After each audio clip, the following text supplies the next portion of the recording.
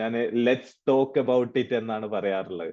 നമുക്ക് ഇതിനെക്കുറിച്ച് സംസാരിക്കാം എന്ന് പറയുമ്പോൾ നിങ്ങളിൽ പലരടുത്തും ചില വളരെ ഇമ്പോർട്ടന്റ് ആയിട്ടുള്ള സൊല്യൂഷൻസ് ഉണ്ടാവും. അത് ചിലരൊക്കെ തുറന്നു പറയുമ്പോൾ ബാക്കിയുള്ളവർക്ക് ഉപകാരപ്പെടും. ആ രൂപത്തിലുള്ള ഒരു ഇന്ററാക്റ്റീവ് സെഷനാണ് ഞാൻ ഉദ്ദേശിക്കുന്നത്. ഞാൻ എന്റെ സ്ലൈഡ് പ്രസന്റ് ചെയ്യുന്നുണ്ട്.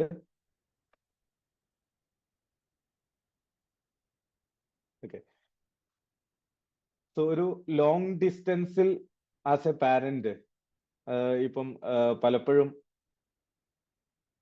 മിഡിൽ ഈസ്റ്റിൽ വർക്ക് ചെയ്യുന്ന ആളുകൾ, അതുപോലെ ഏത് ഫോറിൻ കൺട്രീസിലും വർക്ക് ചെയ്യുന്ന ആളുകൾ പലപ്പോഴും പാരന്റ്സ് ഒരു ഭാഗത്തും മക്കൾ മറ്റൊരു ഭാഗത്തും ആയിരിക്കും. അതല്ലെങ്കിൽ നമ്മൾ എല്ലാവരും ചില സമയത്തെങ്കിലും നമ്മുടെ മക്കളുടെ, ഈവൻ നമ്മൾ ഫാമിലിയുടെ കൂടെ താമസിക്കുന്നവർ പോലും ജോലിക്ക് പോകുന്ന സമയത്ത് അറ്റ്ലീസ്റ്റ് ആ ഒരു സമയത്തെങ്കിലും നമ്മൾ ലോങ് ഡിസ്റ്റൻസ് പാരന്റിങ് ആണ് ചെയ്യുന്നത്. എല്ലാ സമയത്തും നമ്മൾ നമ്മുടെ മക്കളുടെ കൂടെ, ഫാമിലിയുടെ കൂടെ ഉണ്ടാവില്ല. എന്ന് മാത്രമല്ല, ഇനി ഈ ലോങ് ഡിസ്റ്റൻസ് എന്നുള്ളത് ഒഴിവാക്കിയാൽ ജസ്റ്റ് പാരന്റിങ് എന്ന് പറയുമ്പോഴും ഇതിൽ നിന്ന് അധികം വ്യത്യസ്തമല്ല. അതുകൊണ്ട് ഇപ്പം പാരന്റിങ് നമ്മൾ ഫാമിലിയുടെ കൂടെ, മക്കളുടെ കൂടെ നിന്ന് പാരന്റിങ് ചെയ്യുമ്പോഴും ദൂരെ നിന്ന് പാരന്റിങ് ചെയ്യുമ്പോഴും അതിൽ ഒരുപാട് വ്യത്യാസങ്ങളൊന്നുമില്ല. ഓക്കെ. സോ ഞാൻ ആദ്യം പ്രസന്റ് ചെയ്യുന്ന ഒരു 2-3 സ്ലൈഡ്സ് പൊതുവെ ഏതൊരു പാരന്റിങ് ക്ലാസ്സിലും ഞാൻ പ്രസന്റ് ചെയ്യാറുള്ളതാണ്. കാരണം വളരെ ഇമ്പോർട്ടന്റ് ആയിട്ടുള്ള ചില കാര്യങ്ങളാണ് ഇതിലൂടെ നമ്മൾ മനസ്സിലാക്കേണ്ടത്. ഒന്ന്, നമ്മുടെ മക്കളുടെ വളർച്ച, അതിനെ നമുക്കൊരു 3 ഘട്ടമായിട്ട് മാറ്റാം. കുട്ടി ജനിച്ചത് മുതൽ ഒരു 10 വയസ്സ് വരെയുള്ള ഒരു സമയം, പിന്നെ 10 വയസ്സ് മുതൽ ഏകദേശം ഒരു 20-25 വയസ്സ് വരെയുള്ള രണ്ടാമത്തെ ഒരു ഘട്ടം, അതുമുതൽ കുട്ടികൾ, നമ്മുടെ മക്കൾ തന്നെ അഡൾട്ട് ആകുന്ന ഒരു യുവാവായി മാറുന്ന ആ ഒരു ഘട്ടം. ഇങ്ങനെ 3 രൂപത്തിൽ, 3 സ്റ്റേജ് ആയിട്ട് നമ്മുടെ മക്കളുടെ വളർച്ചയെ നമുക്ക് തരംതിരിക്കാം. ഞാൻ ഓഡിബിൾ ആവാത്ത എന്തെങ്കിലും പ്രശ്നങ്ങളോ അല്ലെങ്കിൽ കണക്ഷൻ ഇഷ്യൂസ് ഒക്കെ ഉണ്ടെങ്കിൽ എന്നെ ഒന്ന് അറിയിക്കണം. ഓക്കെ. സോ ഈ 10 വയസ്സ് വരെയുള്ള ഏജ് എന്ന് പറയുന്നത്, ഈ ഒരു സമയത്ത് നമ്മൾക്ക് കുട്ടികളെ മാനേജ് ചെയ്യാൻ എളുപ്പമാണോ അതോ ബുദ്ധിമുട്ടാണോ? നിങ്ങൾ ആരെങ്കിലും ഒന്ന് റെസ്പോണ്ട് ചെയ്യും. ഞാൻ മാത്രം ഇങ്ങനെ പറയുമ്പോൾ ഒരു സുഖം കിട്ടാത്തതുകൊണ്ട് പറയാണ്. Is it easy or difficult? നമുക്ക് ഇതൊരു എളുപ്പമുള്ള കാര്യമാണോ ബുദ്ധിമുട്ടാണോ ഈ 10 വയസ്സ് വരെയുള്ള കുട്ടികളെ വളർത്തുക എന്ന് പറയുന്നത്? ഓക്കെ. പലരും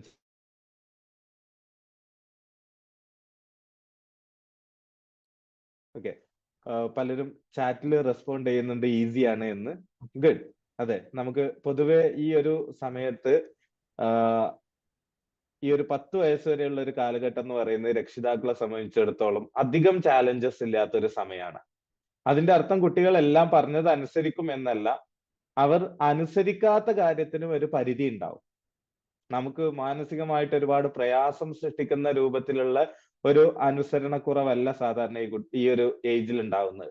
പിന്നെ ചില കുട്ടികൾക്ക് ചില ചൈൽഡ്ഹുഡ് പ്രോബ്ലംസ് കാരണം ഒരു എന്താ പറയാ, അസാധാരണയിൽ നിന്ന് വ്യത്യസ്തമായിട്ടുള്ള പ്രശ്നങ്ങൾ ചിലപ്പോൾ നമുക്ക് കാണാം. ഉദാഹരണത്തിന് ഇപ്പൊ attention deficit hyper activity disorder ADHD ഉള്ള കുട്ടികൾ പൊതുവെ അടങ്ങിയിരിക്കാൻ ബുദ്ധിമുട്ടുള്ളവരായിരിക്കും. അവര് ഒരു ഭാഗത്ത് ഒതുങ്ങിയിരിക്കില്ല, ഓടി ചാടി അവിടെ ഇവിടെയൊക്കെ കയറി വീണ് പലപ്പോഴും അപകടങ്ങളൊക്കെ സൃഷ്ടിച്ച് മറ്റുള്ള കുട്ടികളെ ഡിസ്റ്റർബ് ചെയ്ത് അങ്ങനെ നടക്കുമ്പോൾ ചിലപ്പോൾ പാരന്റ്സിനും ടീച്ചേഴ്സിനൊക്കെ ഇവരെ കൊണ്ട് ചെറിയൊരു ബുദ്ധിമുട്ടൊക്കെ തോന്നും.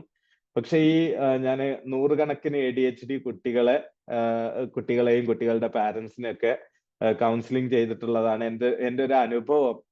ഗ്രാജുവലി ഈ ADHD ഉള്ള കുട്ടികളൊക്കെ നല്ല വിജയത്തിലേക്കോ അച്ചീവ്മെന്റ്സിലേക്കോ ആണ് എത്താറുള്ളത്. ഹൈപ്പർ ആക്റ്റീവ് ആയിട്ടുള്ള കുട്ടികൾ പലപ്പോഴും ഹൈ സ്റ്റിമുലേഷൻ സീക്കിംഗ് ആയിരിക്കും. അവർക്ക് ഒരുപാട് പുതുമ വേണം, വ്യത്യാസം വേണം ജീവിതത്തിൽ, പുതിയ കാര്യങ്ങൾ കാണണം. അപ്പൊ ഈ ഒരു ഹൈ സ്റ്റിമുലേഷൻ സീക്കിംഗ് ആയതുകൊണ്ട് തന്നെ അവര് റിസ്ക് ടേക്കിംഗ് ബിഹേവിയറിലേക്കെല്ലാം പോവും. പലപ്പോഴും ഈ കുട്ടികൾക്ക് നല്ല ഡയറക്ഷൻ കിട്ടിക്കഴിഞ്ഞാൽ അവർ ജീവിതത്തിൽ വലിയ അച്ചീവ്മെന്റിലേക്ക് എത്തും. കാരണം സാധാരണ കുട്ടികളെക്കാളും കൂടുതൽ നാം എന്താ പറയാ അത്ഭുതപ്പെടുത്തുന്ന അച്ചീവ്മെന്റ്സിലേക്ക് എത്താൻ മാത്രം കപ്പാസിറ്റി ഉള്ള കുട്ടികളാണ് പലപ്പോഴും ADHD ഉള്ള കുട്ടികൾ.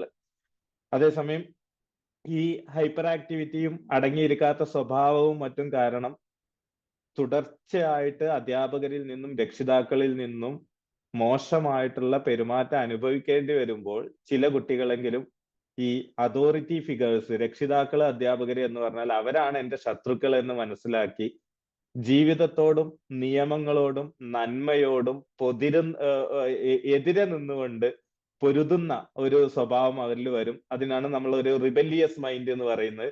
അങ്ങനെയുള്ള കുട്ടികൾ പലപ്പോഴും എന്താ പറയുക വളരെ മോശമായിട്ടുള്ള ഒരു കുറച്ച് കഴിയുമ്പോൾ കണ്ടക്ട് ഡിസോർഡർ എന്ന് പറയുന്ന, കളവ് പറയുന്ന, മോഷണം നടത്തുന്ന അത്തരത്തിലുള്ള സ്വഭാവങ്ങളിലേക്കൊക്കെ ഒരു ചെറിയ വിഭാഗം പോകും. അത് കഴിഞ്ഞ് അതിൽ നിന്നൊരു ചെറിയ വിഭാഗം ആന്റി സോഷ്യൽ പേഴ്സണാലിറ്റി എന്ന് പറയുന്ന സാമൂഹിക വിരുദ്ധ മനോഭാവത്തിലേക്കും മാറാനുള്ള സാധ്യതയുണ്ട്. അതേസമയം ഞാൻ നേരത്തെ പറഞ്ഞതുപോലെ ഈ ADHD ഉള്ള കുട്ടികൾ തന്നെ അവർക്കൊരു സ്നേഹസമ്പൂർണമായ പാരന്റിങ്, രക്ഷാകർതൃത്വം, അതുപോലെ ഒരു അക്കാഡമിക് എൻവയോൺമെന്റ് അവർക്ക് അവൈലബിൾ ആണെങ്കിൽ ജീവിതത്തിൽ വലിയ നേട്ടങ്ങൾ നേടാൻ അവർക്ക് ഈ ADHD എന്ന് പറയുന്ന ആ ക്യാരക്ടറിസ്റ്റിക് തന്നെ ഒരു സഹായകമാവുന്നതും നമ്മൾ കാണാറുണ്ട്. ഓക്കെ, ഏതായാലും ഞാൻ പറയുന്നത് ഈ ഒരു 0 to 10 years, ഒരു 10 വയസ്സ് വരെയുള്ള കാലഘട്ടം പൊതുവെ രക്ഷിതാക്കളെ സംബന്ധിച്ചിടത്തോളം റിലാക്സ്ഡ് ആയിട്ടുള്ള ഒരു സമയമാണ്. കാരണം കൂടുതൽ കാര്യങ്ങളിലും രക്ഷിതാക്കൾ പറയുന്നതിനോട് മക്കൾ യോജിക്കുന്ന ഒരു ഏജ് ആണത്. ഇപ്പം നമ്മൾ ഒരു ടെക്സ്റ്റൈൽസ് പോയിട്ട് 10 വയസ്സായ കുട്ടിക്ക് ഒരു ഡ്രസ്സ് കാണിച്ചു കൊടുത്താൽ അവൻ പറയും, അല്ലെങ്കിൽ അവള് പറയും, ആ ഗുഡ്, എനിക്ക് ഇഷ്ടമായി എന്ന് പറയും. പൊതുവെ നമ്മള് രക്ഷിതാക്കൾക്ക് ഇഷ്ടപ്പെടുന്നത് അവർക്കും ഇഷ്ടപ്പെടാറുണ്ട്. രക്ഷിതാക്കളോട് യോജിച്ചു പോവാൻ കഴിയുന്ന ഒരു പ്രായമാണത്. ഇനി അതേസമയം ആ ഒരു 10 years കഴിഞ്ഞിട്ട് അഡോളസെന്റ് ഏജിലേക്ക് എത്തുമ്പോൾ, അത് 10 years എന്ന് പറയുമ്പോൾ കറക്റ്റ് 10 years അല്ല, ഓരോ കുട്ടിയിലും വ്യത്യാസം ഉണ്ടാവും. ആ ഒരു പ്യൂബേർട്ടി, അഡോളസെൻസ് എത്തുന്ന സമയത്ത് കുട്ടികളിൽ നല്ല വ്യത്യാസം വരും. അപ്പൊ ഈ ഒരു 10 വയസ്സ്, ഏകദേശം 10 വയസ്സ് മുതൽ ഒരു 20-25 വയസ്സ് വരെയുള്ള പ്രായം, എന്താണ് അതിന്റെ വ്യത്യാസം? ആ ഒരു പ്രായത്തിന്റെ പ്രത്യേകത, ഈസി ടു ഹാൻഡിൽ, എന്താ നിങ്ങൾക്ക് തോന്നുന്നത്? നമുക്ക് മക്കളെ ആ സമയത്ത് വളർത്താൻ എളുപ്പമാണോ? എന്ത് പ്രത്യേകതയാണ് നമ്മൾ കാണാറുള്ളത്? നിങ്ങൾക്ക് മൈക്ക് അൺമ്യൂട്ട് ചെയ്തിട്ട് വേണമെങ്കിൽ പറയാട്ടോ.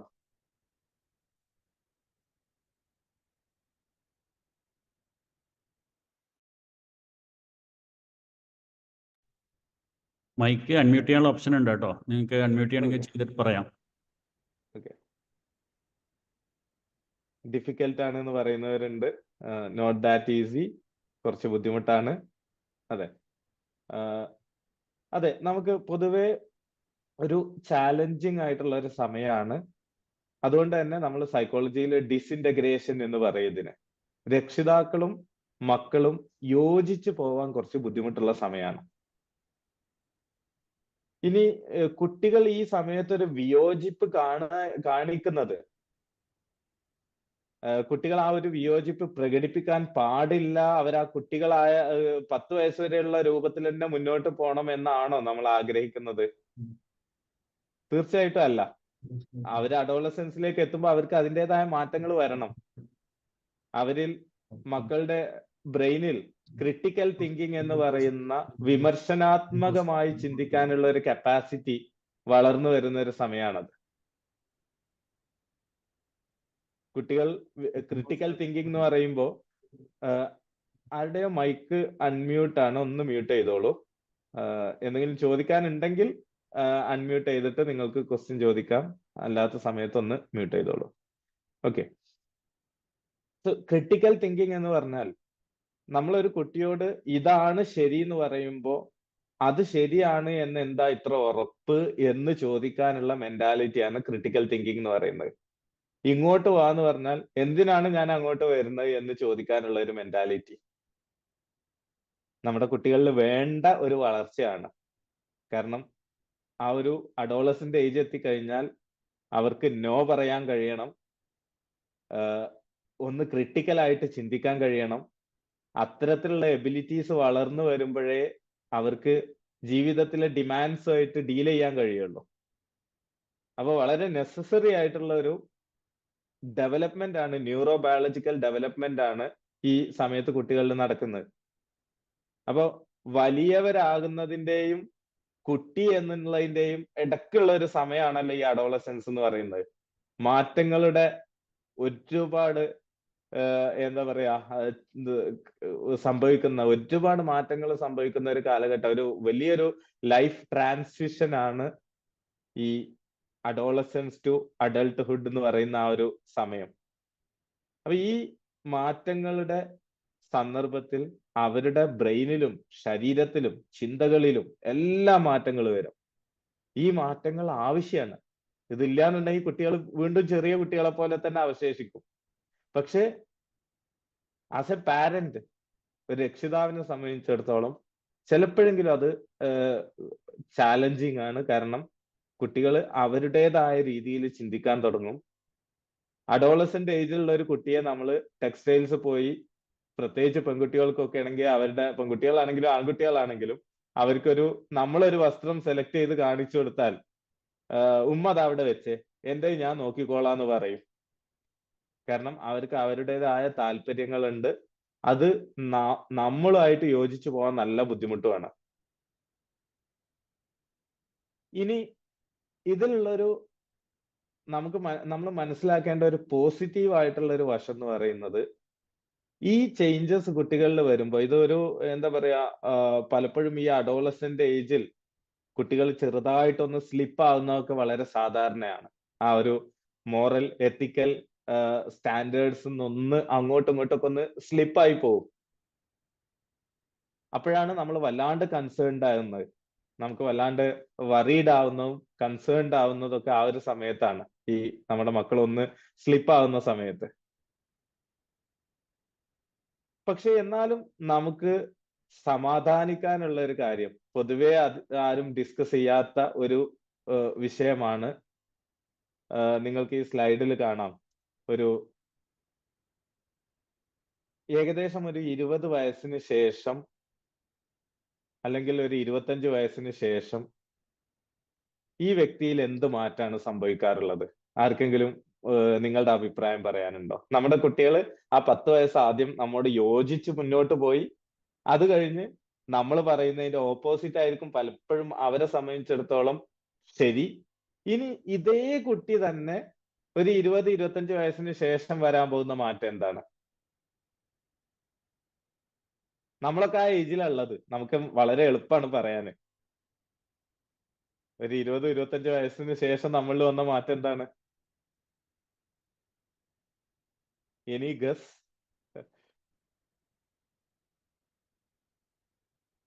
നമ്മള് അതെ, മെച്യൂരിറ്റി വരുമെന്ന് പറയുന്നുണ്ട്. ഈ വഴി തെറ്റിയ മോന് തന്നെ ഉമ്മയെ ഹജ്ജിന് കൊണ്ടുപോവാനും ഉപ്പാന്റെ ആഗ്രഹം സാധിപ്പിച്ചു കൊടുക്കാനും ഈ രക്ഷിതാക്കൾ പറയുന്ന രൂപത്തിലേക്ക് തന്നെ തിരിച്ചു വരും. ഇതൊരു സത്യമാണ്. ഈ ഒരു സത്യം മനസ്സിലാക്കി കഴിഞ്ഞാൽ കുട്ടികൾ അഡോളസെൻസിൽ ചെറുതായിട്ടൊന്ന് സ്ലിപ്പ് ആവുമ്പോൾ നമ്മൾ ഓവർ റിയാക്ട് ചെയ്യൂല. അപ്പൊ നമ്മൾ ഒരു രക്ഷിതാവ് എന്നുള്ള നിലക്ക് ആദ്യമായിട്ട് നമ്മൾ മനസ്സിലാക്കേണ്ടത്, വയസ്സിന് അനുയോജ്യമായ മാറ്റങ്ങൾ നമ്മുടെ മക്കളിൽ വരും.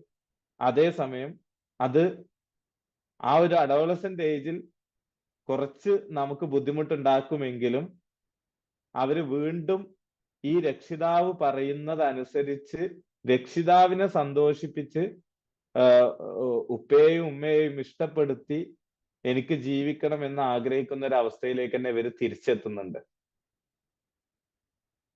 ഇത് നമ്മൾ വ്യക്തമായിട്ട് മനസ്സിലാക്കണം. പക്ഷെ ഇവിടെ ഒരു പ്രോബ്ലം സംഭവിക്കുന്നത്, ഈ ഒരു അഡോളസെന്റ് ഏജിൽ കുട്ടികളിൽ ഈ വ്യത്യാസങ്ങൾ വരുമ്പോൾ അതിനെ നമ്മൾ വളരെ കർശനമായൊരു നിലപാടെടുത്ത് വളരെ മോശമായിട്ട് അവരോട് ബിഹേവ് ചെയ്ത് കഴിഞ്ഞാൽ, അവരോട് പെരുമാറിക്കഴിഞ്ഞാൽ, അവർക്ക് ഈ റീഇന്റഗ്രേഷൻ എന്ന് പറയുന്ന 20 വയസ്സ് കഴിഞ്ഞാൽ ഉണ്ടാവുന്ന ആ ഒരു പ്രോഗ്രസ് ചിലപ്പോൾ നടന്നോളണം എന്നില്ല. ഇപ്പൊ എന്നോട് ഇപ്പം ഞാൻ സ്പെസിഫിക്കലി ഓർക്കാണ്, ഒരു ഏകദേശം 10-35 വയസ്സായിട്ടുള്ള ഒരു വ്യക്തി എന്നോട് വന്ന് പറഞ്ഞു, ഒരു അച്ഛൻ എങ്ങനെ ആവരുത് എന്ന് ഞാൻ പഠിച്ചത് എന്റെ അച്ഛനിൽ നിന്നാണ്.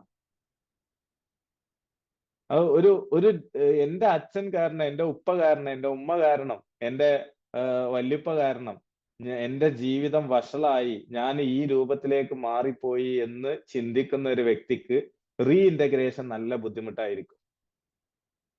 അപ്പൊ അഡോളസന്റ് ഏജിൽ കുട്ടികള് ഈ വലിയ ഡിഫറൻസസ് വരുന്ന സമയത്ത് അതിനെ കുറച്ചൊരു മെച്യൂരിറ്റിയോട് കൂടി രക്ഷിതാവിനെ ഹാൻഡിൽ ചെയ്യാൻ കഴിഞ്ഞാൽ റീഇന്റഗ്രേഷൻ അവരിൽ നടക്കും. അത് എത്ര പ്രശ്നമുള്ളതാണെങ്കിലും ശരി. അവരെ വഷളാക്കാണ്ട് അവരെ ആളുകളുടെ ഇടയിൽ വഷളാവുന്ന രൂപത്തിൽ നമ്മൾ അതിനെ മാനേജ് ചെയ്യാതെ നമ്മൾ അവരെ കൂടെ നിന്ന് അവരെ സഹായിച്ച് അവരെ ലിസൺ ചെയ്ത് അവരെ മനസ്സിലാക്കി കൂടെ നിന്ന് കഴിഞ്ഞാൽ നമുക്ക് അവരെ തിരിച്ചു കൊണ്ടുവരാൻ പറ്റും. ഞാൻ ആസ് എ സൈക്കോളജിസ്റ്റ്, ഞാനിപ്പോ ഒരു 15 വർഷമായി ഏകദേശം ഈ ഒരു ഫീൽഡിൽ വർക്ക് ചെയ്യുന്നു. ഏറ്റവും കൂടുതൽ ഞാൻ ഹാൻഡിൽ ചെയ്യുന്നത് അഡോളസൻസിനെയാണ്. ഒരു 18 വയസ്സ് 17 വയസ്സ് മുതലുള്ള അത് മുതൽ ഒരു 30-35 വയസ്സ് വരെയുള്ള ആ ഒരു ഏജ് ഗ്രൂപ്പിലുള്ളവരാണ് എന്റെ പേഷ്യൻസ് ഏറ്റവും കൂടുതൽ ഞാൻ നോക്കിയാൽ എനിക്ക് പറയാൻ പറ്റുക. അപ്പൊ ഈ ഏജിലുള്ള കുട്ടികള് അവരുടെ ചിന്താഗതിക്കനുസരിച്ച് നമ്മൾ അവരെ മനസ്സിലാക്കി അവരെ സപ്പോർട്ട് ചെയ്ത് അവരെ നമ്മൾ റീഡയറക്റ്റ് ചെയ്ത് കഴിഞ്ഞാൽ അവരെ നമുക്ക് നല്ലൊരു ജീവിതത്തിലേക്ക് കൊണ്ടുവരാൻ കഴിയും. ചില സമയത്തൊക്കെ എൻ്റെ ഒരു വളരെ രസകരമായിട്ട് എനിക്ക് തോന്നിയ അനുഭവമാണ് ഈ മദ്യപാനമായിട്ടോ അല്ലെങ്കിൽ ലവ് റിലേഷൻഷിപ്പ് ആയിട്ടൊക്കെ എൻ്റെ അടുത്ത് ഈ 8ാം ക്ലാസ്സിലും 9ാം ക്ലാസ്സിലും പഠിക്കുന്ന കുട്ടികളൊക്കെ കൊണ്ടുവരും. അവർക്ക് മോശമായിട്ടുള്ള റിലേഷൻഷിപ്പ് ഉണ്ട്, അല്ലെങ്കിൽ ഡ്രഗ്സ് യൂസ് ചെയ്യുന്നുണ്ട്, സ്മോക്ക് ചെയ്യുന്നുണ്ട്, ആൽക്കഹോൾ ഉപയോഗിക്കുന്നുണ്ട് എന്നൊക്കെ പറഞ്ഞിട്ട്. അപ്പൊ ഈ കുട്ടികളുമായിട്ട് ഞാൻ ഇന്ററാക്ട് ചെയ്ത് അവർ ആദ്യം എൻ്റെ അടുത്ത് വന്നിരിക്കുക, വീട്ടുകാരുടെ അടുത്തു നിന്നൊക്കെ ഒരുപാട് ചീത്ത കേട്ടു, കുറെ ഉപദേശിച്ചു. ഇനിയൊരു വിദഗ്ധമായ ഉപദേശത്തിന് വേണ്ടിയിട്ടാണ് എന്നെ അങ്ങോട്ട് കൊണ്ടുവന്നിട്ടുള്ളത്, നിങ്ങൾക്ക് പറയാനുള്ളത് നിങ്ങളും പറഞ്ഞോളൂ എന്നുള്ള രൂപത്തിൽ എൻ്റെ മുമ്പിൽ ഇരിക്കും. വളരെ ഡിഫെൻസീവ് ആയിട്ടുള്ള ഒരു പൊസിഷനിൽ, അഥവാ നമ്മൾ ഈ കമിഴ്ത്തി വെച്ച ചട്ടിയിലേക്ക് എണ്ണ ഒഴിക്കുന്നത് പോലെയാണ് അവരുടെ ആ ഇരുത്തുണ്ടാവുക. അഥവാ എന്റെ അകത്തേക്ക് ഒന്നും കയറാൻ പോകുന്നില്ല എന്നുള്ള രൂപത്തിൽ അവരുടെ മുമ്പിൽ ഇരിക്കുക. അപ്പൊ ഞാൻ സാധാരണ ചെയ്യാറുള്ളത്, അവർ പഠിക്കുന്ന വിഷയമോ മറ്റൊക്കെ ആ ഒരു കട്ടിങ് അറൌണ്ട് ദി ബുഷ് എന്ന് പറഞ്ഞ പോലെ യഥാർത്ഥ പ്രശ്നത്തിലേക്ക് പോകുന്നതിന് പകരം അവരെ കുറിച്ചുള്ള കുറച്ച് ഡീറ്റെയിൽസ് ഒക്കെ ചോദിക്കും. എന്നിട്ട് അതിൽ നിന്ന് വീണ് കിട്ടുന്ന ചില നല്ല കാര്യങ്ങൾ ഉണ്ടാവും. അഥവാ ഈ കുട്ടികളോട് ഇങ്ങനെ സംസാരിക്കുന്ന സമയത്ത്, ഇപ്പം എനിക്കത് പറയുമ്പോൾ ഓർമ്മ വരുന്ന ഒരു 12th പഠിക്കുന്ന സയൻസിന് പഠിക്കുന്ന ഒരു പെൺകുട്ടി എൻ്റെ അടുത്ത് വന്ന സമയത്ത് അവള് വളരെ മോശമായിട്ടുള്ള ഒരു എന്താ പറയാ കൂട്ടുകെട്ടിൽ ഒരു റിലേഷൻഷിപ്പിൽ പെട്ടുപോയി. ആ കുട്ടിയെ കുറെ വീട്ടുതടങ്കലിൽ വെച്ച് എല്ലാവരും കുറെ ഉപദേശിച്ച് ചീത്ത പറഞ്ഞ് എല്ലാം കഴിഞ്ഞിട്ടാണ് എൻ്റെ അടുത്ത് എത്തുന്നത്. അപ്പൊ ഈ കുട്ടി എൻ്റെ മുമ്പിൽ നല്ല ബുദ്ധിയുള്ള ഒരു കുട്ടിയാണ്, നല്ല ഇന്റലിജന്റ് ആയിട്ടുള്ള സയൻസ് പഠിക്കുന്ന ഒരു കുട്ടിയാണ്. അവള് എൻ്റെ മുമ്പിൽ വന്നിരുന്ന സമയത്ത് വളരെ ദേഷ്യത്തോടെയാണ് എൻ്റെ മുമ്പിൽ ഇരിക്കുന്നത്. ആ എന്നെ ഒരു നിലക്കും നിങ്ങൾക്ക് മാറ്റാൻ പറ്റൂല എന്നുള്ള രൂപത്തില്. ആ സമയത്ത് ഞാൻ ഈ കുട്ടിയോട് എന്താണ് പഠിക്കുന്നത്, എന്താണ് ഫ്യൂച്ചർ പ്ലാന്, കുറെ കരിയർ ഓപ്ഷൻസ് ഒക്കെ വെറുതെ ഡിസ്കസ് ചെയ്ത് ഇതെല്ലാം കഴിഞ്ഞിട്ട് ഇത്രയും തൻ്റെയുള്ള ജീവിതത്തെ കുറിച്ച് ഇങ്ങനെ പ്ലാൻ ഉള്ള ഈ ഒരു കുട്ടിയെ എന്തിനാണ് ഇപ്പൊ പാരന്റ്സ് ഇങ്ങോട്ട് കൊണ്ടുവന്നത് എന്നൊക്കെ പറഞ്ഞ് ആ കുട്ടി എന്നോട് പറഞ്ഞ ചില കാര്യങ്ങൾ, അതില് അവൾ നല്ലതായിട്ട് ബോധത്തോടു കൂടി പോസിറ്റീവായിട്ട് ആ കുട്ടി പറഞ്ഞ ചില കാര്യങ്ങൾ പ്രത്യേകം ഒന്ന് എടുത്തു പറയുമ്പോൾ ഞങ്ങൾ അതിന് സെലക്റ്റീവ് ആക്റ്റീവ് ലിസണിങ് എന്ന് പറയും.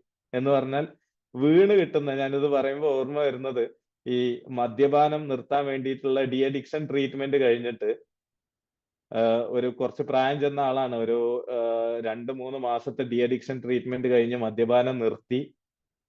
കുറെ കഴിഞ്ഞ് അയാൾ എന്തോ ഒരു വല്ലാണ്ട് ടെൻഷൻ വന്നപ്പോ ഒരു 6 മാസം കഴിഞ്ഞ് വീണ്ടും മദ്യപിച്ചപ്പോ ഭാര്യ ഇയാളെയും പിടിച്ചു കൊണ്ടുവരാണ് കൗൺസിലിംഗ് സെന്ററിലേക്ക്. എന്നിട്ട് ഈ ഭാര്യ പറയുന്നത്, സാറേ ഇയാളിതാ പിന്നെയും മദ്യപിച്ചു വന്നു, എന്നിട്ട് വെള്ളം അടിച്ച് പൂസായി വരുമ്പോ ആ തുണിയിൽ എനിക്ക് വേണ്ടിയിട്ട് ഒരു വടയും വെച്ചിട്ടുണ്ട്, എനിക്ക് എന്തിനാണ് അയാളെ വട എന്നും പറഞ്ഞിട്ട് ഈ ഭാര്യ ആ ഒരു കേസ് അവതരിപ്പിക്കണം. അപ്പൊ ഞങ്ങൾ രസമായിട്ട് പറയാറുണ്ട്, നമ്മൾ ആ ഒരു വട ആണ് നമ്മൾ പോസിറ്റീവായിട്ട് എടുക്കുക അവിടെ. അഥവാ ഈ മദ്യപിച്ച സമയത്ത് പോലും അയാൾ ഭാര്യക്ക് വട വാങ്ങാൻ മറന്നിട്ടില്ല. അപ്പൊ ഇതുപോലെ നമ്മൾ ഇന്ററാക്ട് ചെയ്യുമ്പോൾ, നമ്മൾ കുട്ടികളുമായിട്ട് ഇന്ററാക്ട് ചെയ്യുന്ന സമയത്ത് ചില പോസിറ്റീവ് ആയിട്ടുള്ള കാര്യങ്ങൾ നമുക്ക് കിട്ടുമ്പോൾ, അവരുടെ നന്മ ഉൾക്കൊള്ളുന്ന ചില ഭാഗങ്ങൾ നമുക്ക് കിട്ടുന്ന സമയത്ത് അതിനൊന്ന് നമ്മൾ എക്സാജറേറ്റ് ചെയ്ത് ഇത്ര ഉഷാറാണല്ലോ എന്നുള്ള ആ ഒരു റെക്കഗ്നീഷനും അപ്രീസിയേഷനും വാലിഡേഷനും ഒക്കെ കൊടുത്ത് നമ്മൾ കുട്ടികളെ ഒന്ന് മാനേജ് ചെയ്യാൻ ശ്രമിച്ചു കഴിഞ്ഞാൽ ഈ കുട്ടികൾ നമ്മൾ ഉദ്ദേശിച്ച രൂപത്തിലേക്ക് എത്തും. ഞാൻ പറഞ്ഞു വന്നത്, ഈ അഡോളസൻസ് എന്റെ അടുത്ത് ഇങ്ങനെയുള്ള പ്രശ്നങ്ങളൊക്കെ ആയിട്ട് വരുമ്പോൾ ഇവരുടെ പ്രോബ്ലംസ് അവരുടെ പാരന്റ്സിന്റെ കൂടെ നിന്ന് ഹാൻഡിൽ ചെയ്ത് കുറച്ച് കഴിയുമ്പോൾ എനിക്കുണ്ടായിട്ടുള്ള ഒരു അനുഭവം, ചില സമയത്ത് ഈ കുട്ടികൾ തനിച്ച് വരും. സാറേ എനിക്കൊരു പ്രശ്നമുണ്ട്, കൺസൾട്ടിങ് ഫീസ് അടക്കാനൊന്നും എന്റെ കയ്യിലില്ല, കാരണം പാരന്റ്സ് അറിയാണ്ടാണ് ഞാൻ വന്നത്. ഇത് പറയുമ്പോഴാണ് നമുക്കൊരു ഒരു നല്ലൊരു ഫീലിംഗ് നമുക്ക് തോന്നുന്നത്. ആ കുട്ടിക്ക് നമ്മളോടുള്ള ഒരു ട്രസ്റ്റ് ആണ് അതിലൂടെ കാണിക്കുന്നത്.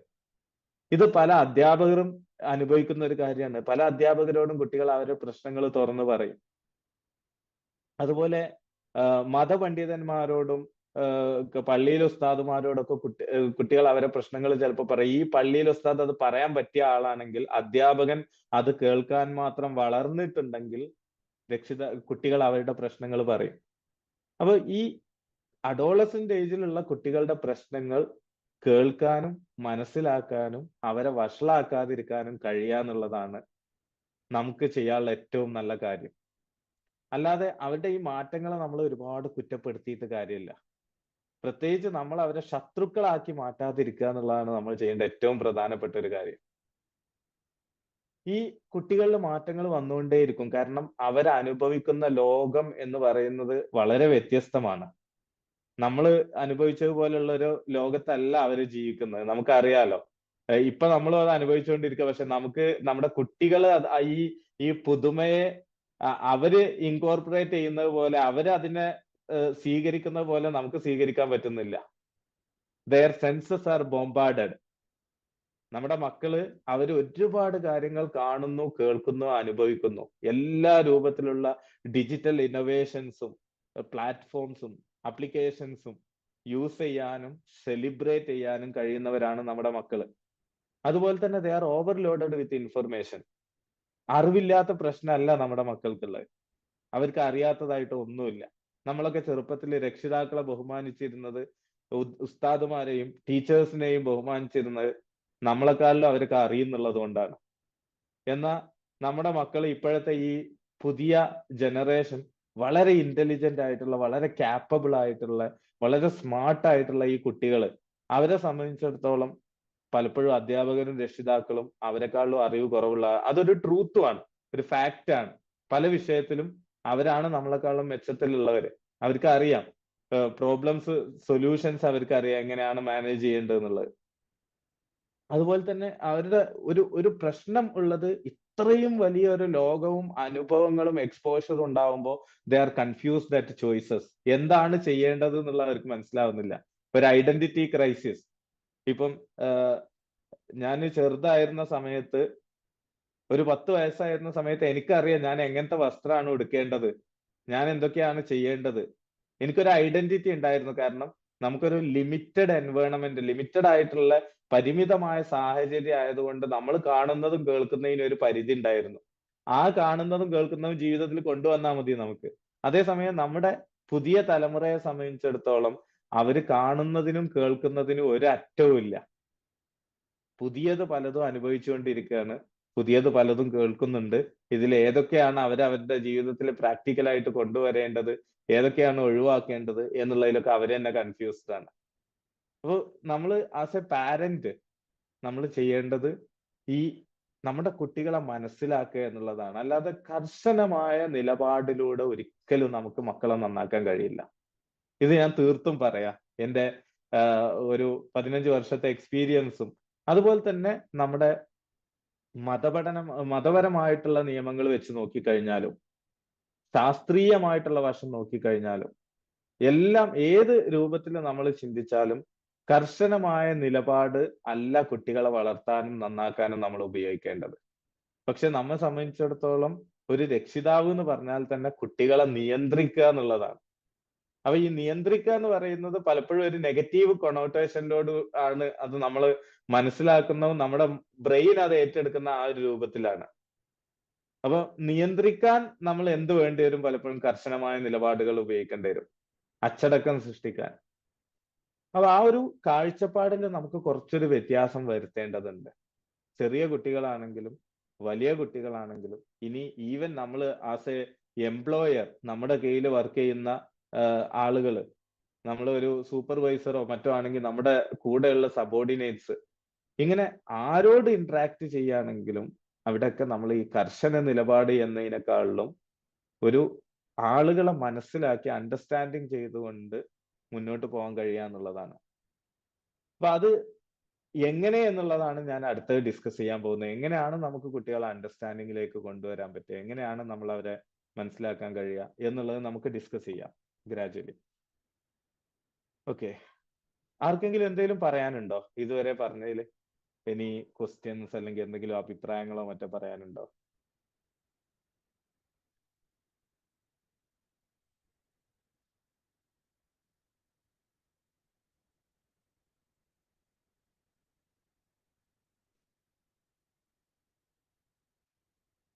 ഓക്കെ,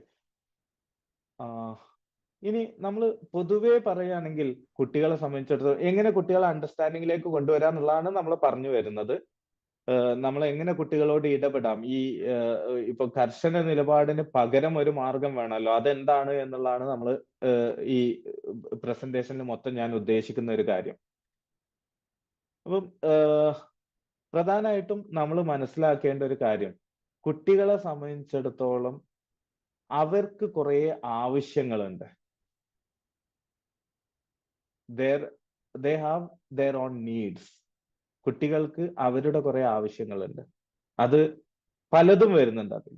അവർക്ക് സ്നേഹം കിട്ടുക, അവർ സെക്യൂർഡ് ആവുക, അതുപോലെ അവർക്ക് ആവശ്യമുള്ള സാധനങ്ങൾ, അത് അവർക്ക് കളിക്കാൻ വേണ്ടിയിട്ടും പഠിക്കാൻ വേണ്ടിയിട്ടുള്ള പല മെറ്റീരിയൽസും ആവശ്യമുള്ള സാധനങ്ങളും അവർക്ക് ലഭിക്കുക. ഇങ്ങനെ ഒരുപാട് നീഡ്സ് ഉണ്ട് അവർക്ക്, കുട്ടികളെ സംബന്ധിച്ചിടത്തോളം. അപ്പൊ ഈ നീഡ്സ് സാറ്റിസ്ഫൈ ചെയ്യാനുള്ള ആളുകളാണ് അവരെ സംബന്ധിച്ചിടത്തോളം പാരന്റ്സ്. അവർക്ക് സ്നേഹം കൊടുക്കാനും അവർക്ക് ആവശ്യമുള്ള കാര്യങ്ങൾ സാധിപ്പിച്ചു കൊടുക്കാനും അതിനൊക്കെ ഉള്ളവരാണ് പാരന്റ്സ്.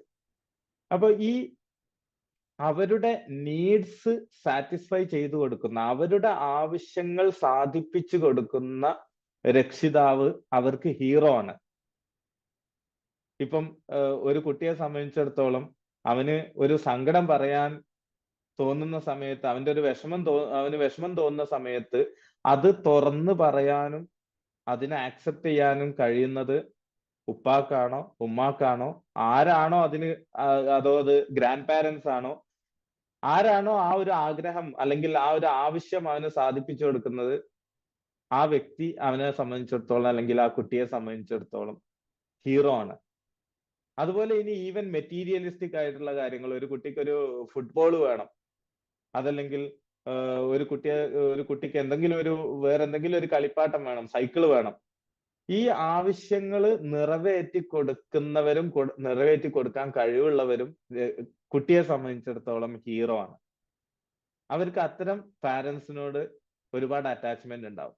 അപ്പൊ അത് മെറ്റീരിയലിസ്റ്റിക് മാത്രമല്ല, ഞാൻ പറഞ്ഞു, നമുക്ക് അവർക്ക് സ്നേഹം കിട്ടാനും സുരക്ഷിതത്വം കിട്ടാനും അവരുടെ ആവശ്യങ്ങൾ നിറവേറാനും എല്ലാത്തിനും വേണ്ടവരാണ് രക്ഷിതാക്കൾ.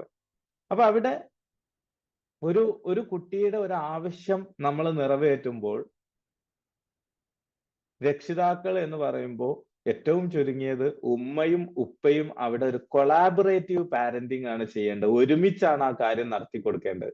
അല്ലാതെ കുട്ടിയുടെ മനസ്സിൽ ഉമ്മ മാത്രം ഹീറോ ആവുക, ഉപ്പ മാത്രം ഹീറോ ആവുക എന്നുള്ളതല്ല. ഉമ്മയും ഉപ്പയും കൂടി അടങ്ങിയ ആ ഒരു പാരന്റിങ് ടീമാണ് കുട്ടിയുടെ മനസ്സിൽ ഹീറോ ആവേണ്ടത്. അങ്ങനെ രണ്ട് രക്ഷിതാവിനും, ഉപ്പാക്കും ഉമ്മാക്കും, ഇനി ഈവൻ ഗ്രാൻഡ് പാരന്റ്സിനും എല്ലാവർക്കും കൂടി ഈ കുട്ടിയുടെ ലൈഫിൽ ഒരുപോലെ കോൺട്രിബ്യൂട്ട് ചെയ്യാൻ കഴിയുമെങ്കിൽ ആ കുട്ടി വളരെ മെന്റലി ഹെൽത്തി ആയിരിക്കും, മാനസികമായിട്ട് വളരെ ആരോഗ്യമുള്ള കുട്ടിയായിരിക്കും. അപ്പോൾ ഇപ്പൊ നമ്മള് ഈ ലോങ് ഡിസ്റ്റൻസ് പാരന്റിങ് എന്ന് പറയുമ്പോൾ പലപ്പോഴും എല്ലാ കാര്യങ്ങളും കുട്ടി ആഗ്രഹിക്കുന്നത് മുഴുവൻ സാധിപ്പിച്ചു കൊടുക്കുന്നത് ഒരു ഭാഗത്തുനിന്ന് അധ്വാനിച്ച് സമ്പത്ത് ഉണ്ടാക്കുന്നത് ഇവിടെ ഫാദർ ആണെങ്കിലും പലപ്പോഴും കുട്ടിയുടെ ആവശ്യം കുട്ടി ഈ ഉമ്മയോട് മാത്രം പറയും, ഉമ്മ ഉപ്പാനോട് പറയും. അപ്പൊ ഉപ്പ പറയും ഇന്ന ഷോപ്പിൽ പോയിട്ട് വാങ്ങിക്കോന്ന് പറയും, അത് കുട്ടിക്ക് വാങ്ങിക്കൊടുക്കും. പക്ഷെ കുട്ടിയെ സംബന്ധിച്ചിടത്തോളം ഈ ഫാദറിന്റെ പിക്ചർ ഇതിലൊക്കെ അബ്സെന്റ് ആയിരിക്കും പലപ്പോഴും. അപ്പൊ കുട്ടിയുടെ മനസ്സിലുള്ളൊരു ഹീറോ പാരന്റ് എന്ന് പറയുന്നത് ഉമ്മ മാത്രമായി മാറും. ഇനി അതല്ല, ചില കേസിൽ നേരെ ഓപ്പോസിറ്റ് ആ, ഉമ്മക്ക് ഇതിലൊന്നും ഒരു റോളും ഉണ്ടാവില്ല. കുട്ടി എല്ലാം ഉപ്പയോട് പറയും, ഉപ്പ സാധിപ്പിച്ചു കൊടുക്കും. അപ്പൊ കുട്ടിയെ സംബന്ധിച്ചിടത്തോളം ആ ഒരു ഹീറോ പാരന്റ് എന്ന് പറയുന്നത് ഫാദർ മാത്രമായിരിക്കും. അപ്പൊ അതിന് പകരം ഈ പാരന്റിങ്ങിന്റെ ഓരോ ഘട്ടങ്ങളും നമ്മൾ ഒരു കൊളാബറേറ്റീവ് ആയിട്ട് ചെയ്യാന്ന് പറയുന്നത്, ഇത് രണ്ട് പാരന്റ്സിനും കുട്ടിയിൽ നല്ല സ്വാധീനം ഉണ്ടാക്കാനും സഹായിക്കും. അതോടൊപ്പം കുട്ടിയെ സംബന്ധിച്ചിടത്തോളം രണ്ട് പാരന്റ്സും ഒരേ രൂപത്തിലാണ് ചിന്തിക്കുന്നത്, അല്ലെങ്കിൽ എന്റെ കാര്യത്തിൽ രണ്ടുപേരും ഓക്കെ ആണ് ഏത് വിഷയത്തിലാണെങ്കിലും, ആ കുട്ടിക്ക് അങ്ങനെ ഓക്കെ ആണെന്ന് തോന്നുമ്പോൾ അത് കുട്ടിയെ സംബന്ധിച്ചിടത്തോളം വളരെ അധികം മാനസികാരോഗ്യം ഉണ്ടാക്കുന്ന ഒരു കാര്യമാണ്.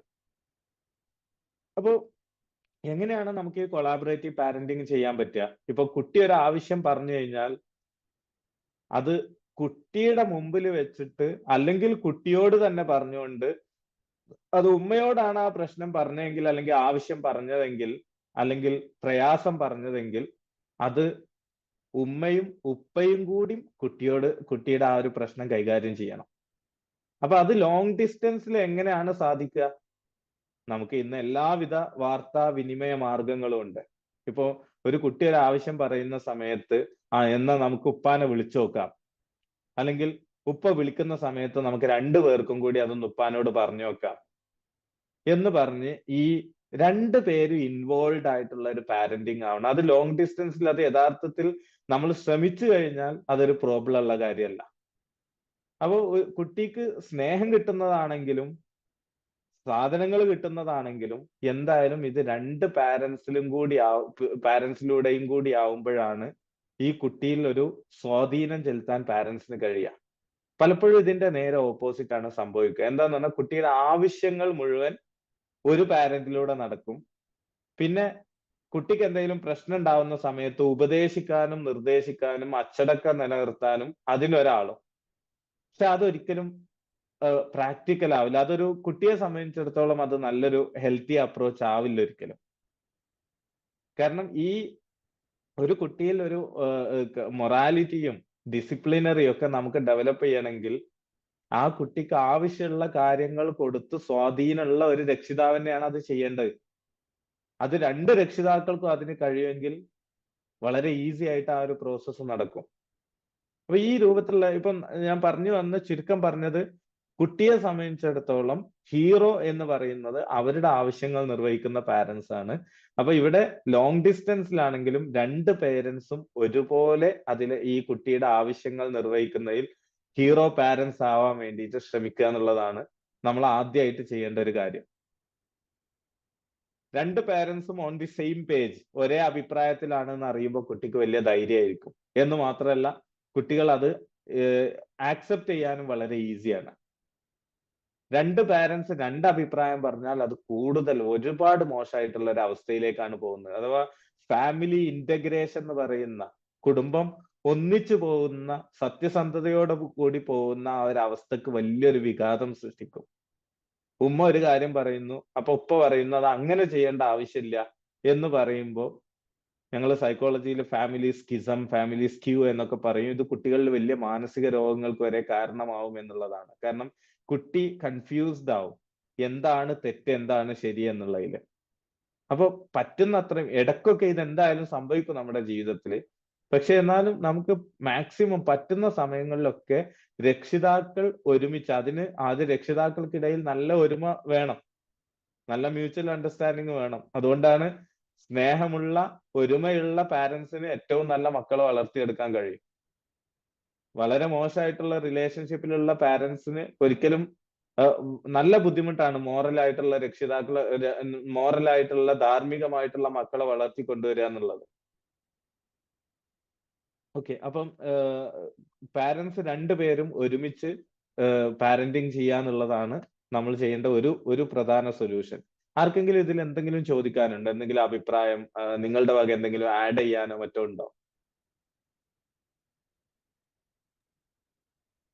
ഞാൻ എല്ലാവരും ചാറ്റിലേക്ക് അധികം അൺമ്യൂട്ട് നോക്കുന്നില്ല. ചെയ്യാൻ വിട്ടോ എല്ലാവർക്കും. സാറ് പറഞ്ഞ പോലെ എന്തെങ്കിലും ഡൗട്ടുകൾ ഉണ്ടെങ്കിൽ ചോദിക്കാം. എല്ലാവർക്കും അവരുടെ മൈക്ക് അൺമ്യൂട്ട് ചെയ്യാവുന്നതാണ് സംശയം ഉണ്ടെങ്കിൽ. ഡോക്ടറെ, ഒരു കാര്യമായിട്ട് ചോദിക്കാനുള്ളത്, കുട്ടികളെ നീഡ്സ് നമ്മൾ സാധിപ്പിച്ച് പരമാവധി കൊടുക്കണം എന്ന് പറഞ്ഞല്ലോ. അപ്പോ ഉദാഹരണത്തിന് ഇപ്പത്തെ മെയിൻ ആയിട്ടുള്ള കുട്ടികളെ ആവശ്യം മൊബൈലിലുള്ള പല സംഭവങ്ങളായിരിക്കും. ഇപ്പൊ എന്റെ കുട്ടിയൊക്കെ എന്നോട് അധികം വളരെ ലിമിറ്റ് ആയിട്ട് മാത്രം മൊബൈൽ ഉപയോഗിക്കുന്നതാണ്. പക്ഷെ പല പ്രാവശ്യവും വിളിക്കുമ്പോഴും ഇപ്പൊ ഞാനൊരു കാര്യം ചോദിച്ചോട്ടെ എന്ന് പറഞ്ഞിട്ട് ആദ്യം പറയും ഞാനൊരു ഗെയിം ഇൻസ്റ്റാൾ ചെയ്യട്ടെ എന്ന് പറയുന്നത്. ചിലപ്പോ നമുക്ക് അറിയുമ്പോഴും ഉണ്ടാവില്ല ആ ഗെയിം ഏതാന്നുള്ളത്. കാരണം അവരിപ്പോ സ്കൂളിൽ നിന്ന് അവിടുന്ന് എല്ലാം ഇങ്ങനെ കണ്ടിട്ട് ഏതെങ്കിലും ഫ്രണ്ട്സിന്റെ ഒക്കെ അടുത്ത് കണ്ടുവരുന്നതായിരിക്കും. അങ്ങനത്തെ ഇതിനോട് നമ്മൾ എങ്ങനെ അപ്രോച്ച് ചെയ്യണം? അതെ, ഗുഡ്, നല്ലൊരു ചോദ്യമാണ്. ഞാൻ അതിനുള്ള മറുപടി പറയാം. വേറെ ആർക്കെങ്കിലും എന്തെങ്കിലും പറയാനുണ്ടോ? ഇപ്പൊ നമ്മൾ പറഞ്ഞ വിഷയത്തിൽ എന്തെങ്കിലും നിങ്ങളുടെ അഭിപ്രായങ്ങളും പറയാം. കുട്ടികളത് മിസ്യൂസ് ചെയ്യാനുള്ള ചാൻസ് ഇല്ലേ? പക്ഷെ ഇങ്ങനെയുള്ള സൗകര്യങ്ങൾ നമ്മൾ കൊടുക്കുമ്പോൾ എല്ലാവരും കൂടി അൺമ്യൂട്ട് ചെയ്യുന്നതിന് പകരം ഒരാള് ഇപ്പം ഒരു സ്ത്രീ എന്തോ ഒരു ചോദ്യം ചോദിച്ചിരുന്നു. നമ്മളെല്ലാ നീഡ്സും എത്തിച്ചു കൊടുക്കുക, അല്ലെങ്കിൽ മെറ്റീരിയലിസ്റ്റിക് ആയിട്ടും അല്ലെങ്കിൽ ഇമോഷണൽ ആയിട്ടുള്ള നീഡ്സ് ഒക്കെ നമ്മൾ സാധിപ്പിച്ചു കൊടുക്കുക എന്ന് പറയുമ്പോൾ ഭാവിയിലെ കുട്ടികൾ അത് മിസ്യൂസ് ചെയ്യാനുള്ള ഒരു ചാൻസ് ഉണ്ടാവില്ലേ? അതെ, നമ്മൾ ഇപ്പൊ ഉദ്ദേശിച്ചത് നമ്മൾ കുട്ടിയുടെ എല്ലാ നീഡ്സും സാറ്റിസ്ഫൈ ചെയ്യുക എന്നുള്ളതല്ല. കുട്ടിയുടെ നീഡ്സ് ഏതാണോ സാറ്റിസ്ഫൈ ചെയ്യുന്നത്, അതാരാണോ സാറ്റിസ്ഫൈ ചെയ്യുന്നത് അവരോടാണ് കുട്ടികൾക്ക് അറ്റാച്ച്മെന്റും സ്വാധീനവും ഉണ്ടാവുക. അല്ലാതെ എല്ലാ നീഡ്സും സാറ്റിസ്ഫൈ ചെയ്യണം എന്നുള്ളതല്ല. അതെങ്ങനെ നമുക്ക് ഡീൽ ചെയ്യാം എന്നുള്ളത്. ഇപ്പൊ നേരത്തെ ചോദിച്ച ചോദ്യം അത് തന്നെയാണ്. കുട്ടികൾ ഇപ്പം മൊബൈലിൽ ഒരു ഗെയിം ഇൻസ്റ്റാൾ ചെയ്യട്ടെ എന്ന് പറഞ്ഞു കഴിഞ്ഞാൽ നമ്മൾ അത് എങ്ങനെ മാനേജ് ചെയ്യും? അപ്പൊ കുട്ടികളുടെ നീഡ്സ് എല്ലാം സാറ്റിസ്ഫൈ ചെയ്യാന്ന് പറയുന്ന ഒരിക്കലും നമുക്ക് ചെയ്യാൻ പറ്റുന്ന ഒരു കാര്യമല്ല. അതേസമയം പറ്റുന്ന നീഡ്സ് അവർക്ക് ആവശ്യമുള്ളത്, ഇനി ഏത് നീഡ്സ് ആണെങ്കിലും അത് നമുക്ക് പറ്റുന്ന രൂപത്തിൽ അതിനെ സാറ്റിസ്ഫൈ ചെയ്യാം. ഇപ്പം നോ പറയുന്നതും എങ്ങനെ ഭംഗിയായിട്ട് പറയാം, അതൊരു സാറ്റിസ്ഫാക്ഷൻ തന്നെയാണ്. ഒരു ആവശ്യം നമ്മൾ നിറവേറ്റി കൊടുക്കുക തന്നെയാണ് അത്. അപ്പൊ ഈ ആവശ്യങ്ങൾ ആരാണോ ഡീൽ ചെയ്യുന്നത് അവരോടാണ് കുട്ടികൾക്ക് കൂടുതൽ സ്വാധീനം ഉണ്ടാവുക. അവരിലാണ് കുട്ടികൾക്ക് കൂടുതൽ എന്താ പറയാ റെസ്പെക്റ്റും അംഗീകാരവും ഒക്കെ കിട്ടുന്നത്.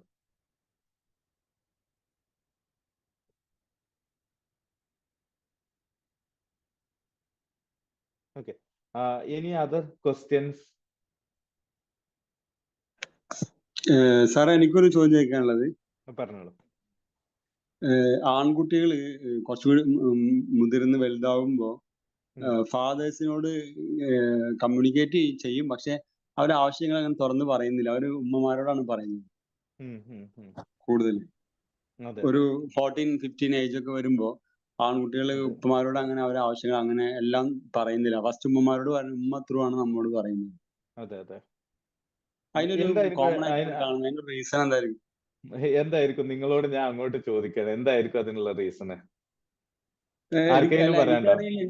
ഇല്ല, നമ്മള് കമ്മ്യൂണിക്കേറ്റ് ചെയ്യാറുള്ളതാണ്, ഫ്രണ്ട്ലി ആണ്, മീൻസ് എല്ലാം സംസാരിക്കാറുണ്ട്, എല്ലാം ഉണ്ട്. പക്ഷെ എന്നാലും അവർക്ക് കൂടുതൽ അറ്റാച്ച്മെന്റ് ഉമ്മകളാണ് കൂടുതലുള്ളത്.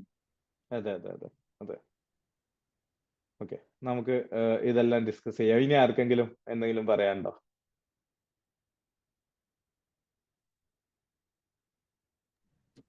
ഒരു ക്വസ്റ്റ്യൻ വന്നിട്ടുണ്ട്. പറഞ്ഞോളൂ. ഏത് ഏജിലുള്ള കുട്ടികളെയാണ് ഇങ്ങനെ ട്രീറ്റ് ചെയ്യേണ്ടത്? എങ്ങനെ, ഏത് ഏജിലുള്ള കുട്ടികളെയാണ് ഇങ്ങനെ ട്രീറ്റ് ചെയ്യേണ്ടത്? ഇങ്ങനെയെന്ന് പറഞ്ഞാൽ എനിക്ക് മനസ്സിലായില്ല. സാർ ലാസ്റ്റ് പറഞ്ഞ ഒരു കാര്യമായിരിക്കാം. നീഡ്സ് ആയിരിക്കും. ഓക്കെ, അത് എല്ലാ ഏജിലുള്ള കുട്ടികളെ, അക്രോസ് ദി ഏജസ്, ഏത് ഏജിലുള്ള കുട്ടികളാണെങ്കിലും അവരുടെ നീഡ്സ് നമ്മൾ ഏത് പാരന്റ് ആണോ ഡീൽ ചെയ്യുന്നത് അവരിലാണ് അവർക്ക് സ്വാധീനം ഉണ്ടാവുക. ഓക്കെ, നമുക്ക് ഇപ്പം കുറച്ച് കൺസേൺസ് ഒക്കെ നമുക്ക് ഇവിടെ കിട്ടിയിട്ടുണ്ട്. അത് ബേസ്ഡ് ആയിട്ടുള്ള ഒരു ഡിസ്കഷൻ ആവാം നമുക്ക് അടുത്തത്.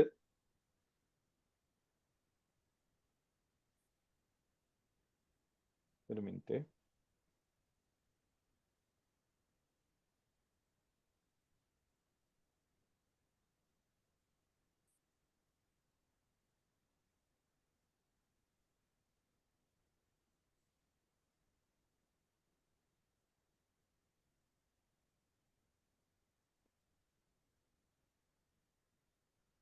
ഓക്കെ, ഇപ്പം നമ്മൾ ലാസ്റ്റ് ചോദിച്ച ചോദ്യം, ഏത് ഏജിലാണ് നമ്മൾ കുട്ടികളോട് ഈ ഒരു അപ്രോച്ച് സ്വീകരിക്കേണ്ടത്? ഏത് അപ്രോച്ച്? അവരുടെ ആവശ്യങ്ങൾ സാധിപ്പിച്ചു കൊടുക്കുക, അല്ലെങ്കിൽ നമ്മൾ കർശന നിലപാട് പുലർത്താതിരിക്കുക, നമ്മൾ പറഞ്ഞ കാര്യങ്ങളൊക്കെ ഇതിൽ എല്ലാ ഏജിലും. പക്ഷെ അതേസമയം നമ്മൾ പാരന്റിങ്ങിന് നമ്മൾ കുറച്ചൊന്ന് ഫ്ലെക്സിബിൾ ആവണം. എന്ന് പറയുമ്പോൾ നമ്മുടെ കുട്ടിയുടെ ഇനി എല്ലാവരും ഒന്ന് മൈക്ക് മ്യൂട്ട് ചെയ്യാൻ വേണ്ടി ശ്രമിക്കുക.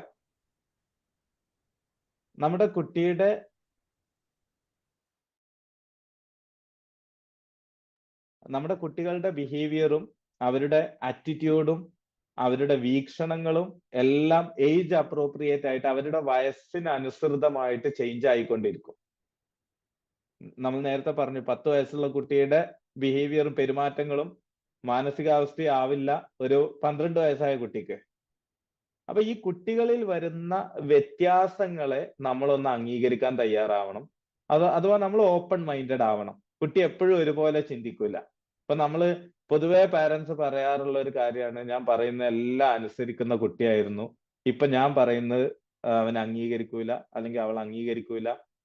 അതെ, ഇത്തരത്തിലുള്ള മാറ്റങ്ങൾ കുട്ടികളിൽ വരും. കാരണം കുട്ടികളുടെ ലൈഫ് എന്ന് പറയുന്നത് കീപ്പ് ഓൺ ചേഞ്ചിങ് ആണ്, മാറിക്കൊണ്ടിരിക്കുന്നതാണ് നമ്മുടെ ലൈഫ്. നമ്മുടെ ബ്രെയിനിൽ വരുന്ന, തലച്ചോറിൽ വരുന്ന വ്യത്യാസങ്ങൾക്കനുസരിച്ചാണ് ഈ മാറ്റങ്ങൾ വരുന്നത്. അത് കുട്ടികൾക്ക് അതിൽ വലിയ കൺട്രോൾ ഒന്നുമില്ല. കാരണം പടച്ചോന്റെ തീരുമാനമാണ് ഓരോ സമയത്ത് ഓരോ മാറ്റങ്ങൾ വരണം. അവരുടെ ചിന്താഗതിയിലും പെരുമാറ്റത്തിലും എല്ലാം മാറ്റങ്ങൾ വരും. അപ്പൊ ഈ മാറ്റങ്ങളെ നമ്മൾ ആക്സെപ്റ്റ് ചെയ്യുക, അതിനെ അംഗീകരിക്കുക, ഒരു പരിധി വരെ നമ്മൾ അതിനെ ആസ്വദിക്കുക എന്നുള്ളതും ആവശ്യമാണ്. കാരണം നമ്മുടെ കുട്ടിയുടെ ബുദ്ധിപരമായ വളർച്ചയാണ് അത് കാണിക്കുന്നത്. ഇനി ഇപ്പം ചോദിച്ച ചോദ്യങ്ങൾ, എങ്ങനെയാണ് നമ്മൾ ഈ കുട്ടികളുടെ ആവശ്യങ്ങൾ നിറവേറ്റുക, അല്ലെങ്കിൽ എല്ലാ ആവശ്യങ്ങളും നമുക്ക് നിറവേറ്റാൻ കഴിയോ?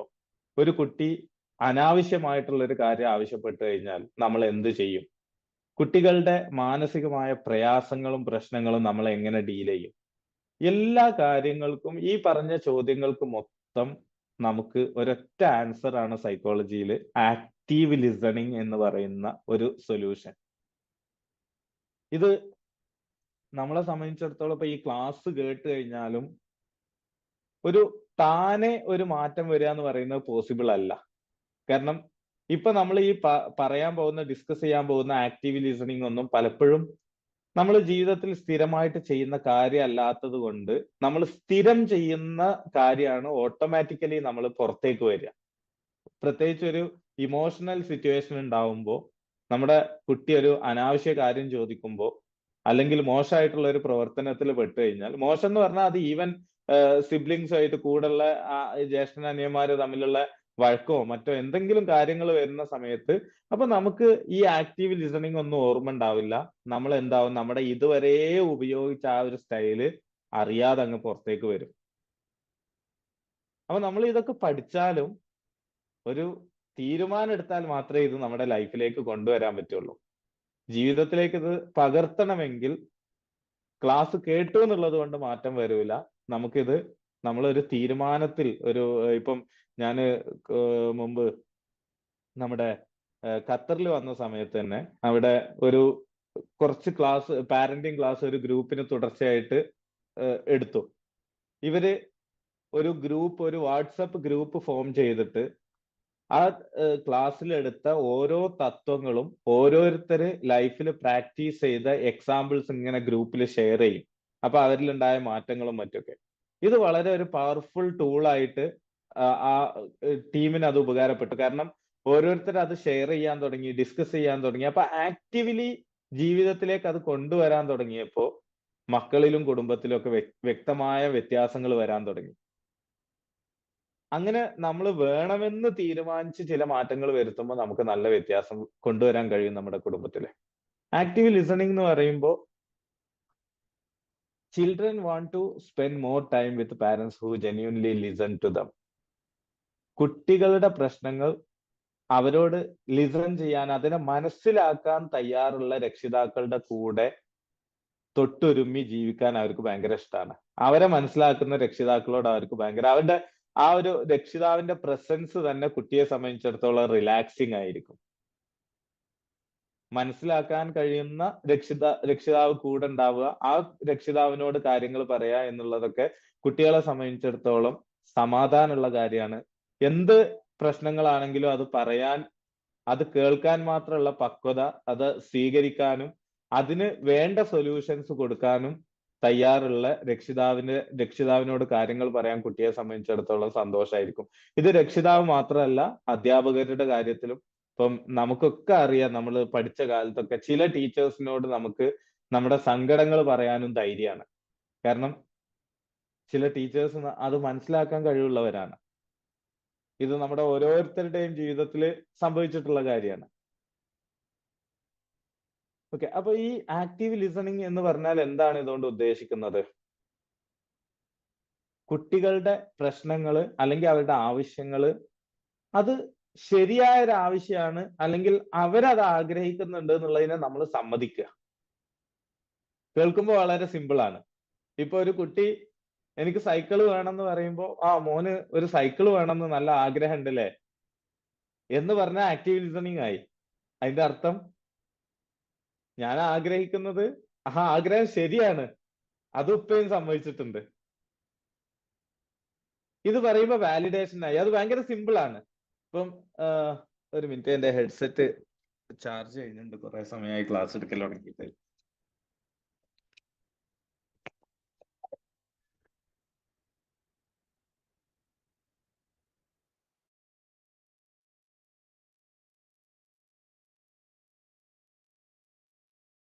കേൾക്കാൻ പറ്റുന്നുണ്ടോ ഞാൻ പറയുന്നത്?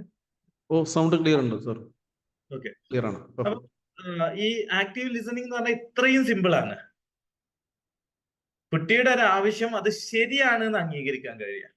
അത് ഈവൻ ഇനി നമ്മുടെ ഫാമിലി മെമ്പറിൽ ആരാണെങ്കിലും, ഇപ്പം ഭാര്യ പറയാണ് ഒരു പുതിയ ഫ്രിഡ്ജ് വാങ്ങണം എന്ന് പറയുമ്പോൾ, ഒരു പുതിയ ഫ്രിഡ്ജ് ആവശ്യമാണല്ലേ എന്ന് പറയുന്ന ഒരു ഹസ്ബൻഡ് ഫ്രിഡ്ജ് വാങ്ങിക്കൊടുക്കുന്നുണ്ടോ ഇല്ല എന്നുള്ള അടുത്ത സ്റ്റേജ് ആണ്. എന്റെ ഈ ആവശ്യം ഒരാള് ശരിവെച്ചാൽ അയാളോട് എനിക്ക് ഭയങ്കര മതിപ്പാണ്. കരഞ്ഞു വരുന്ന ഒരു കുട്ടിയോട് നല്ല സങ്കടത്തിലാണല്ലോ, ഇറ്റ്സ് വാലിഡേഷൻ. ആ കുട്ടി വിഷമമാണ് എന്ന് ഞാൻ അംഗീകരിക്കുകയാണ്. അപ്പൊ ഇങ്ങനെ ഇത് ഈ ഒരു നമ്മളിപ്പോ മനുഷ്യരാണ്, കുട്ടിയാണെങ്കിലും ഭാര്യയാണെങ്കിലും ഭർത്താവാണെങ്കിലും ഉപ്പയാണെങ്കിലും ഉമ്മയാണെങ്കിലും ഇനി ജോലിക്കാരനാണെങ്കിലും ആരാണെങ്കിലും ഇവരൊക്കെ മനുഷ്യരാണ്. അപ്പൊ ഈ മനുഷ്യരോട് മുഴുവൻ ഉപയോഗിക്കാൻ പറ്റുന്ന അല്ലെങ്കിൽ ഉപയോഗിക്കൽ നിർബന്ധമായ ഒരു മെത്തേഡാണ് ഈ വാലിഡേഷൻ എന്ന് പറയുന്നത്. ഇത് നമുക്ക് വളരെ നാച്ചുറൽ ആയിട്ട് കാണാൻ പറ്റും. പ്രായം ചെന്ന ആളുകളോടൊക്കെ നമ്മൾ ഡിസ്കസ് ചെയ്യുമ്പോൾ, ഇപ്പൊ നമ്മുടെ ലൈഫിൽ തന്നെ നമുക്ക് ഇത്തരം അനുഭവങ്ങൾ ഉണ്ടായിട്ടുണ്ടാവും. ചിലപ്പോ ഈ വല്യുപ്പമാരോടും വല്യമ്മമാരോടൊക്കെ നമ്മൾ ചില കാര്യങ്ങളൊക്കെ പറയുമ്പോൾ, മോനെ അങ്ങനെയാ ചിന്തിക്കുന്നതില്ലേ എന്ന് പറയാം അവര്. അഥവാ നമ്മൾ പറയുന്ന കാര്യം ശരിയാണെന്ന് അവരങ്ങ് വാലിഡേറ്റ് ചെയ്യും. ഇപ്പം ഒരു സ്കൂൾ കഴിഞ്ഞ് കരഞ്ഞുകൊണ്ട് സ്കൂൾ വിട്ടു വരുന്ന ഒരു കുട്ടിയോട് ഒരു ഉമ്മ മോള് നല്ല സങ്കടത്തിലാണല്ലോ എന്ന് പറഞ്ഞാൽ എന്തായിരിക്കും റിയാക്ഷൻ? ആർക്കെങ്കിലും പറയാൻ പറ്റുമോ? ആ കുട്ടി അടുത്ത എന്താ സംഭവിക്കുക? ആ കുട്ടിയില്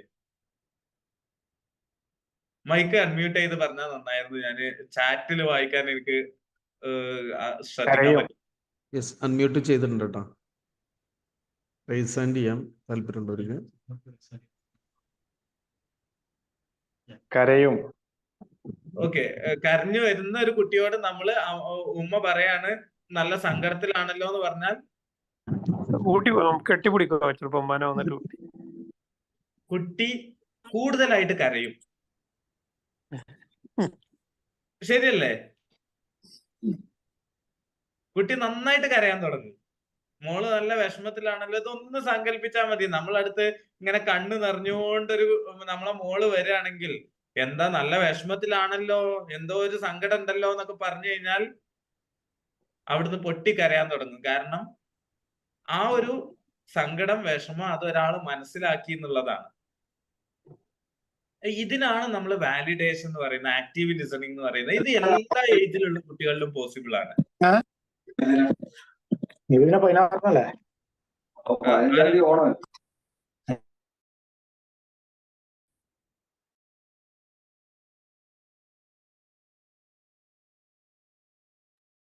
ഓക്കെ, അപ്പൊ ഇതാണ് ആക്റ്റീവ് ലിസണിങ് എന്നുള്ളതുകൊണ്ട് ഉദ്ദേശിക്കുന്നത്. അപ്പൊ ഒരു വ്യക്തി, ഒരു കുട്ടി എന്ത് ചോദ്യം ചോദിച്ചാൽ, ഞാൻ അതിന് കുറച്ച് എക്സാമ്പിൾസ് നിങ്ങൾക്ക് കാണിച്ചു തരാം. അപ്പൊ നിങ്ങൾക്ക് ഒന്നും കൂടി മനസ്സിലാവും. നമ്മൾ റിയൽ ലൈഫ് സിറ്റുവേഷൻസിൽ ഈ ആക്റ്റീവ് ലിസണിങ് എങ്ങനെയാണ് ഉപയോഗിക്കുക എന്നുള്ളതിന് കുറച്ച് എക്സാമ്പിൾസ് കാണിച്ചു തരാം.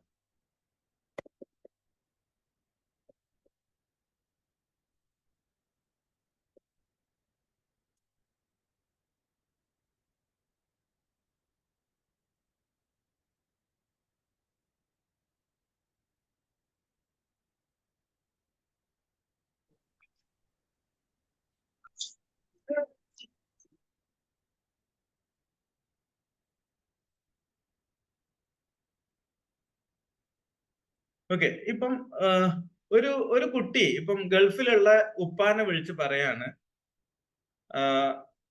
എന്നെ അനിയൻ നന്നായിട്ട് ഇടിച്ചു എന്ന് പറയാണ്. അല്ലെങ്കിൽ എന്നെ, നമ്മൾ മലപ്പുറം ഭാഷയിൽ പറയാം, എന്നെ ഇന്ന ആള് ഇപ്പം എന്താ പറയാ, എന്തെങ്കിലും ഒരു പേര് പറഞ്ഞിട്ട് എന്നെ കരീം ഇടിച്ചു എന്നൊക്കെ പറയുമ്പോ ഒരു ഉപ്പാക്ക് എന്താ പറയാൻ പറ്റുക? കുറെ ഓപ്ഷൻസ് ഉണ്ട്. സാധാരണ നമ്മൾ പറയുകയാണെങ്കിൽ അത് സാരല്ല എന്ന് പറയും. ഒന്ന്, ഈ അതിപ്പോ വലിയ പ്രശ്നമാക്കണ്ട, അത് സാരല്ല, ഇനിയിപ്പോ അതിന് നുലോഴിച്ചൊന്നും വേണ്ടെന്നൊക്കെ പറയും മലപ്പുറം ഭാഷയിൽ പറയുകയാണെങ്കിൽ. അപ്പൊ ഇങ്ങനെ പറഞ്ഞു കഴിഞ്ഞാൽ യഥാർത്ഥത്തിൽ ഈ വാലിഡേഷൻ നടന്നില്ല. കാരണം നമ്മൾ എന്താ പറയുന്നത്? സങ്കടപ്പെടണ്ട, ദുഃഖിക്കണ്ട, കുട്ടിയുടെ ആ ഫീലിംഗ് ഒന്നും ശരിയല്ല എന്നാണ് പറയുന്നത്. ഇത് കേട്ട് കഴിഞ്ഞാൽ ഒരു കുട്ടിയെ സംബന്ധിച്ചിടത്തോളം ആ കുട്ടിയുടെ നീഡ് നമ്മൾ സാറ്റിസ്ഫൈ ചെയ്തിട്ടില്ല. ആ രക്ഷിതാവ് ഫെയിൽഡ് ആയി ആ കുട്ടിയുടെ നീഡ് സാറ്റിസ്ഫൈ ചെയ്യാൻ.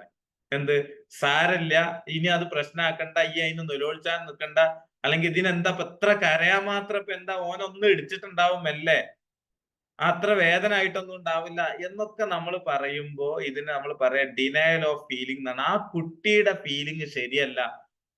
ഒരുമാതിരി കള്ളം പറഞ്ഞ പോലെ ആയി ഉപ്പാനെ സംബന്ധിച്ചിടത്തോളം ഈ കുട്ടി.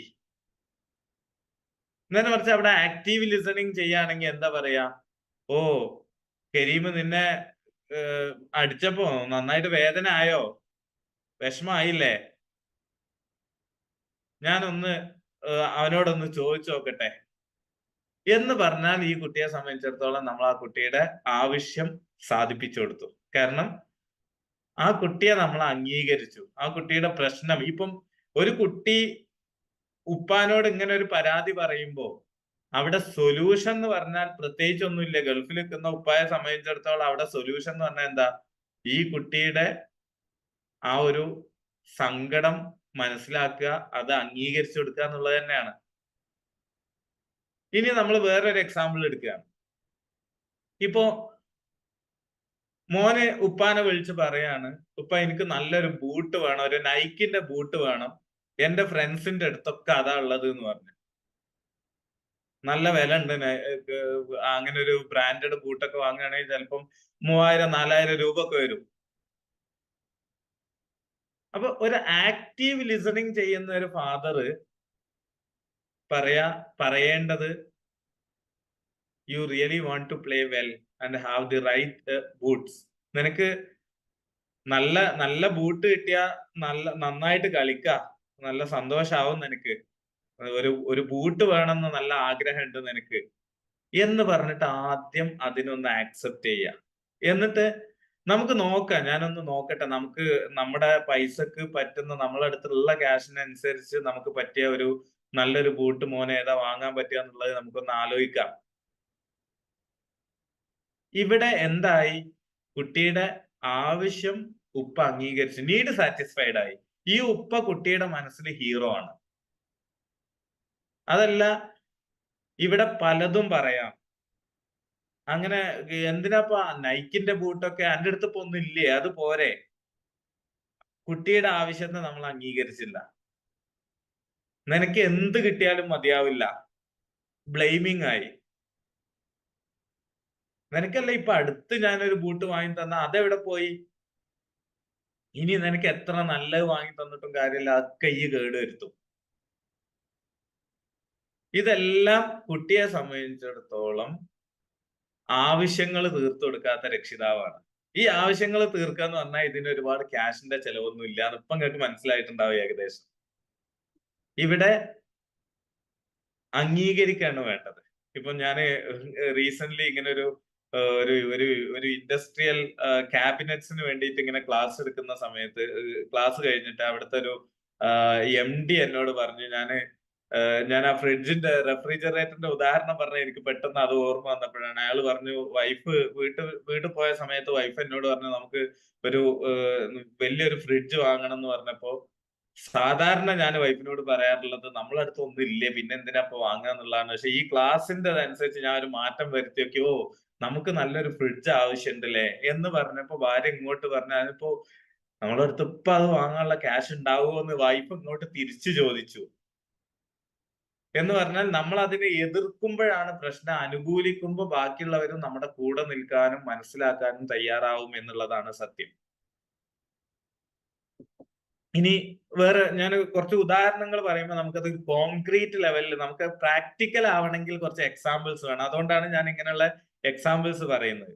ഇപ്പം ഒരു മോള്, നമ്മളെ പെൺകുട്ടി, ഒരു 13 വയസ്സായ പെൺകുട്ടി നമ്മളോട് ചോദിക്കുകയാണ്, ഉപ്പ ഞാൻ അടുത്ത വീട്ടിൽ എന്റെ കൂട്ടുകാരന്റെ വീട്ടിൽ ഒരു ദിവസം പോയി താമസിക്കട്ടെ എന്ന് ചോദിച്ചു. സാധാരണ കുട്ടികൾ ചോദിക്കുന്ന ഒരു ചോദ്യമാണ്. പക്ഷെ നമുക്ക് ഒരു അഡോളസന്റ് ഏജിൽ എത്തിയ പെൺകുട്ടി, ഇനിയിപ്പോ ഏത് ഏജിലുള്ള പെൺകുട്ടികളാണെങ്കിലും നമുക്ക് ഒരു അന്യ വീട്ടിലേക്ക് പറഞ്ഞയക്കാൻ പറ്റൂല. അപ്പൊ നമ്മൾ അതിന് കർശനമായ നിലപാട് പുലർത്തുന്നതിന് പകരം കുട്ടി ചോദിക്കുന്നത് ഇത്രയേ ഉള്ളൂ, ഇപ്പൊ ഞാൻ എന്റെ കൂട്ടുകാരന്റെ വീട്ടിൽ. അതിപ്പോ ഉമ്മാനോട് ചോദിച്ചപ്പോ ഉമ്മ പറഞ്ഞിട്ടുണ്ടാവും ഈ ഉപ്പാനോട് ചോദിച്ചോക്കെ എന്ന് പറഞ്ഞിട്ടുണ്ടാവും. അപ്പോ ഉപ്പാനോട് ചോദിക്കുമ്പോ ഉപ്പ പറയേണ്ടത്, മോൾക്ക് കൂട്ടുകാരിയുടെ വീട്ടിൽ നിൽക്കാൻ നല്ല താല്പര്യം ഉണ്ടല്ലേ, നല്ല ആഗ്രഹം ഉണ്ടല്ലേ, അവിടെ ഒന്ന് ഒരു ദിവസം നിൽക്കണം എന്നുള്ളത്. പക്ഷെ ഉപ്പാക്ക് എന്തോ ഒരു പേടി അങ്ങനെ രാത്രി അവിടെ നിർത്തുന്നതില്. മോള് പകല് കുറച്ച് കൂടുതൽ സമയം അവളെ വീട്ടിൽ പോയി കളിച്ചോ. അപ്പൊ ഇവിടെ ആദ്യം നമ്മൾ പറയുന്നത് മോൾക്ക് അവിടെ പോയി താമസിക്കാൻ നല്ല ആഗ്രഹം ഉണ്ടല്ലേ എന്ന് പറയാണ് നമ്മൾ. അഥവാ കുട്ടിയുടെ ആഗ്രഹത്തെ നമ്മൾ ശരിവെക്കുകയാണ്. എന്ത് പറയുന്നതിന് പകരം അങ്ങനെ വേറെ വീട്ടിൽ പോയി നിൽക്കാനൊന്നും പറ്റൂല എന്ന് ഡയറക്റ്റ് പറയുന്നതിന് പകരം നമ്മൾ കുട്ടിയുടെ ഇത് ആഗ്രഹിച്ച് പിന്നെ നമ്മുടെ ഫീലിംഗ് പറയണം. ഐ ഫീൽ വറീഡ്, എനിക്ക് എന്തോ ഒരു പേടി എന്ന് രക്ഷിതാവ് പറയാണ്. എന്നിട്ട് ഒരു ചെറിയ സൊല്യൂഷനും വേണമെങ്കിൽ നമുക്ക് കൊടുക്കാം. പല സ്ഥലത്തും നമ്മൾ സൊല്യൂഷൻ ആവശ്യമില്ല ശരിക്കും. ഇവിടെ വേണമെങ്കിൽ നമുക്ക് ഇതും കൂടി പറയാം, എന്ത്, മോള് വേണമെങ്കിൽ പകല് കുറച്ച് കൂടുതൽ സമയം അവളെ കൂടെ നിന്നോ, അങ്ങനെ എന്തെങ്കിലും ഒരു സൊല്യൂഷൻ വേണമെങ്കിൽ നമുക്ക് കൊടുക്കാം.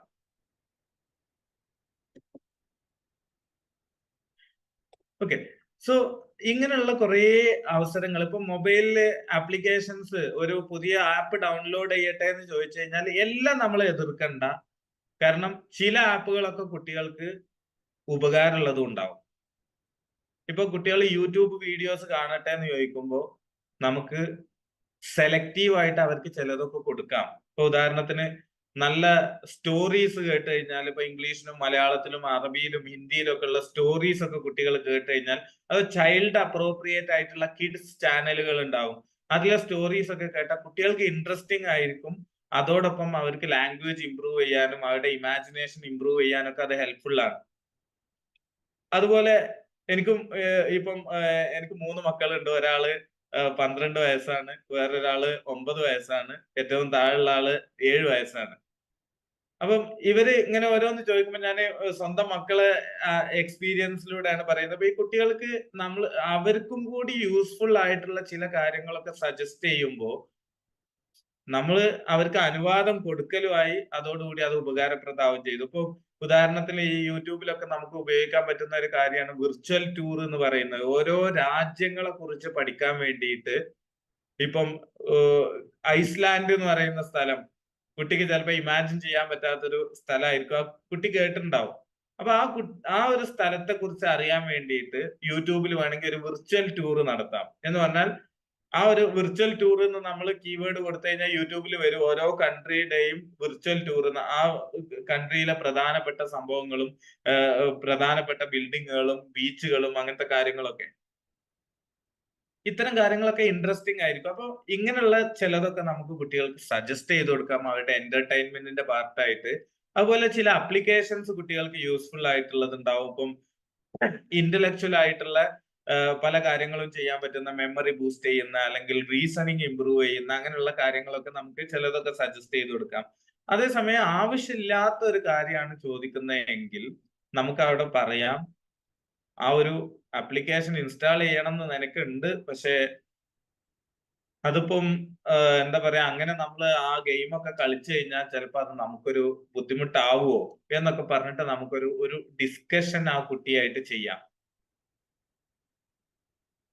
ഇനി ലിമിറ്റ് സെറ്റിംഗ് എന്ന് പറയുന്ന ചിലതൊക്കെ നമുക്ക് നോ തന്നെ കംപ്ലീറ്റ് ആയിട്ട് അസേർട്ടീവ് ആയിട്ട് ഒരു നോ പറയാം കുട്ടിയോട്. കാരണം കുട്ടികൾക്ക് മനസ്സിലാവണം എല്ലാ കാര്യവും പോസിബിൾ അല്ല എന്ന്. പക്ഷെ അവിടെ നമ്മള് നീ അങ്ങനെ ഒന്നും ചെയ്യാൻ പറ്റൂല എന്ന് പറയുന്നതിന് പകരം ആ കുട്ടിയുടെ ആഗ്രഹം ആക്സെപ്റ്റ് ചെയ്തിട്ട് അതുകൊണ്ടുണ്ടാകുന്ന ബുദ്ധിമുട്ടുകൾ, നമ്മുടെ ഫീലിങ്സ്, ഐ മെസ്സേജ് എന്ന് പറയും, ഐ ഫീൽ ഡാഷ്, എനിക്ക് എന്തോ ഒരു പേടി തോന്നുന്നു, എനിക്ക് എന്തോ ഒരു സങ്കടം വരുന്നു, അല്ലെങ്കിൽ എനിക്ക് അത് ആ ഒരു കാര്യം മോന് ചെയ്യുന്ന സമയത്ത് അത് ശരിയാണോ എന്നുള്ള ഒരു കൺഫ്യൂഷൻ തോന്നുന്നു. ഈ രൂപത്തിൽ നമുക്ക് നമ്മുടെ ഫീലിംഗ് പറയാം. എന്നിട്ട് അതിൽ പോസിബിൾ ആയിട്ടുള്ള ത്രെഡ്സ് പറയാം. എന്നിട്ട് അത് ഓക്കെ അല്ല, അങ്ങനെ ചെയ്യാൻ പറ്റൂല എന്നുള്ളത് കുട്ടികളോട് പറയാം. പക്ഷെ അവിടെയൊക്കെ നമ്മൾ ഈ ആക്റ്റീവ് ലിസണിങ്ങിനാണ് കൂടുതൽ പ്രാധാന്യം കൊടുക്കേണ്ടത്. ഈ നോ പറയുമ്പോൾ അതിനേക്കാളിലും പ്രശ്നമില്ലാത്തൊരു സൊല്യൂഷൻ, കുട്ടിക്ക് ഒരു എന്റർടൈൻമെന്റ് നമ്മൾ കൊടുക്കും വേണം. എന്തെങ്കിലും ഒരു എക്സൈറ്റിംഗ് ആയിട്ടുള്ള ഒരു കാര്യം കുട്ടിക്ക് കൊടുക്കാൻ നമുക്ക് പറ്റും എന്നുണ്ടെങ്കിൽ നമുക്ക് കൊടുക്കാം. അഥവാ ഇന്ന ഒരു കാര്യം കുട്ടി ചോദിച്ചു, അത് പോസിബിൾ അല്ലെങ്കിൽ നമുക്ക് അതിന് പകരം വേറെ ഒന്ന് ഓഫർ ചെയ്യാൻ പറ്റുമോ നോക്കാം, ഹെൽത്തി ആയിട്ടുള്ള ഒരു ഓപ്ഷന്. അപ്പൊ ഇങ്ങനെ ഈ ഒരു ആക്റ്റീവ് ലിസണിങ് എന്ന് പറയുന്ന പ്രോസസ്സ് നമ്മുടെ ജീവിതത്തിൽ നമ്മൾ ഇൻകോർപ്പറേറ്റ് ചെയ്യുകയാണെങ്കിൽ, നമ്മൾ കൊണ്ടുവരികയാണെങ്കിൽ നമുക്കത് വളരെ ഉപകാരപ്പെടും. കുട്ടികളും ഇനി ഇത് കുട്ടികളുടെ കാര്യത്തിൽ മാത്രമല്ല, ഭാര്യ ഭർത്താക്കന്മാർക്കിടയിലും നമ്മുടെ പാരന്റ്സിനോട് നമ്മൾ കമ്മ്യൂണിക്കേറ്റ് ചെയ്യുമ്പോഴും ഈ സാഹചര്യത്തിലെല്ലാം നമുക്ക് ഉപയോഗിക്കാൻ പറ്റുന്ന ഒരു കാര്യമാണ് ഈ ഒരു ആക്റ്റീവ് ലിസണിങ് എന്ന് പറയുന്നത്. അപ്പോൾ ഈ ലോങ് ഡിസ്റ്റൻസ് പാരന്റിങ്ങിൽ നിങ്ങൾക്ക് ഉപയോഗിക്കാൻ പറ്റുന്ന ഏറ്റവും ബെസ്റ്റ് ടൂളായിട്ട് നിങ്ങൾ ഈ ഒരു ക്ലാസ്സിൽ ആക്സെപ്റ്റ് ചെയ്യേണ്ടത് ആക്റ്റീവ് ലിസണിങ് എന്നുള്ള ഒരു കാര്യമാണ്. മറ്റൊന്ന് നമ്മൾ ഉറപ്പിക്കേണ്ടത് കർശന നിലപാടുകൾ നമുക്ക് നല്ലതല്ല എന്നുള്ളത്. ഈ ബാഡ് ടോക്ക്, ഗുഡ് ടോക്ക് എന്ന് പറഞ്ഞിട്ട് നമുക്ക് വേണമെങ്കിൽ നമ്മുടെ കമ്മ്യൂണിക്കേഷൻസിനെ രണ്ട് രൂപത്തിൽ മാറ്റാം. ഞാൻ ചില എക്സാമ്പിൾസ് കാണിച്ചു തരാം നിങ്ങൾക്ക്.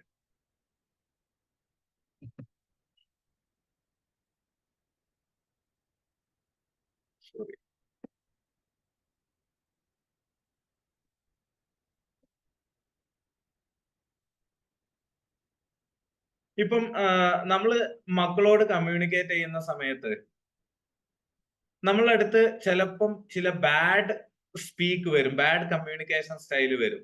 ഇപ്പൊ ഉദാഹരണത്തിന് ഒരു കുട്ടിയോട് നമ്മൾ പറയാണ്, വീട്ടിൽ വിളിച്ചിട്ട് ഭാര്യയോടോ മക്കളോടൊക്കെ നമ്മൾ പറയാണ്, ഞാനിവിടെ ഒരുപാട് ബുദ്ധിമുട്ടുന്നുണ്ട്, ഞാൻ നിങ്ങൾക്ക് വേണ്ടിയിട്ട് അധ്വാനിക്കുകയാണ്, നിങ്ങൾക്ക് ക്യാഷ് ഉണ്ടാക്കാൻ വേണ്ടിയിട്ട്, നമ്മുടെ കുടുംബം മുന്നോട്ട് പോകാൻ വേണ്ടിയിട്ട് ഞാനിവിടെ ഒരുപാട് രാവും പകലും ഇല്ലാതെ അധ്വാനിക്കുകയാണ്, എന്നിട്ട് എന്നെ ഒന്ന് വിളിക്കാൻ പോലും നിങ്ങൾക്ക് സമയമില്ല,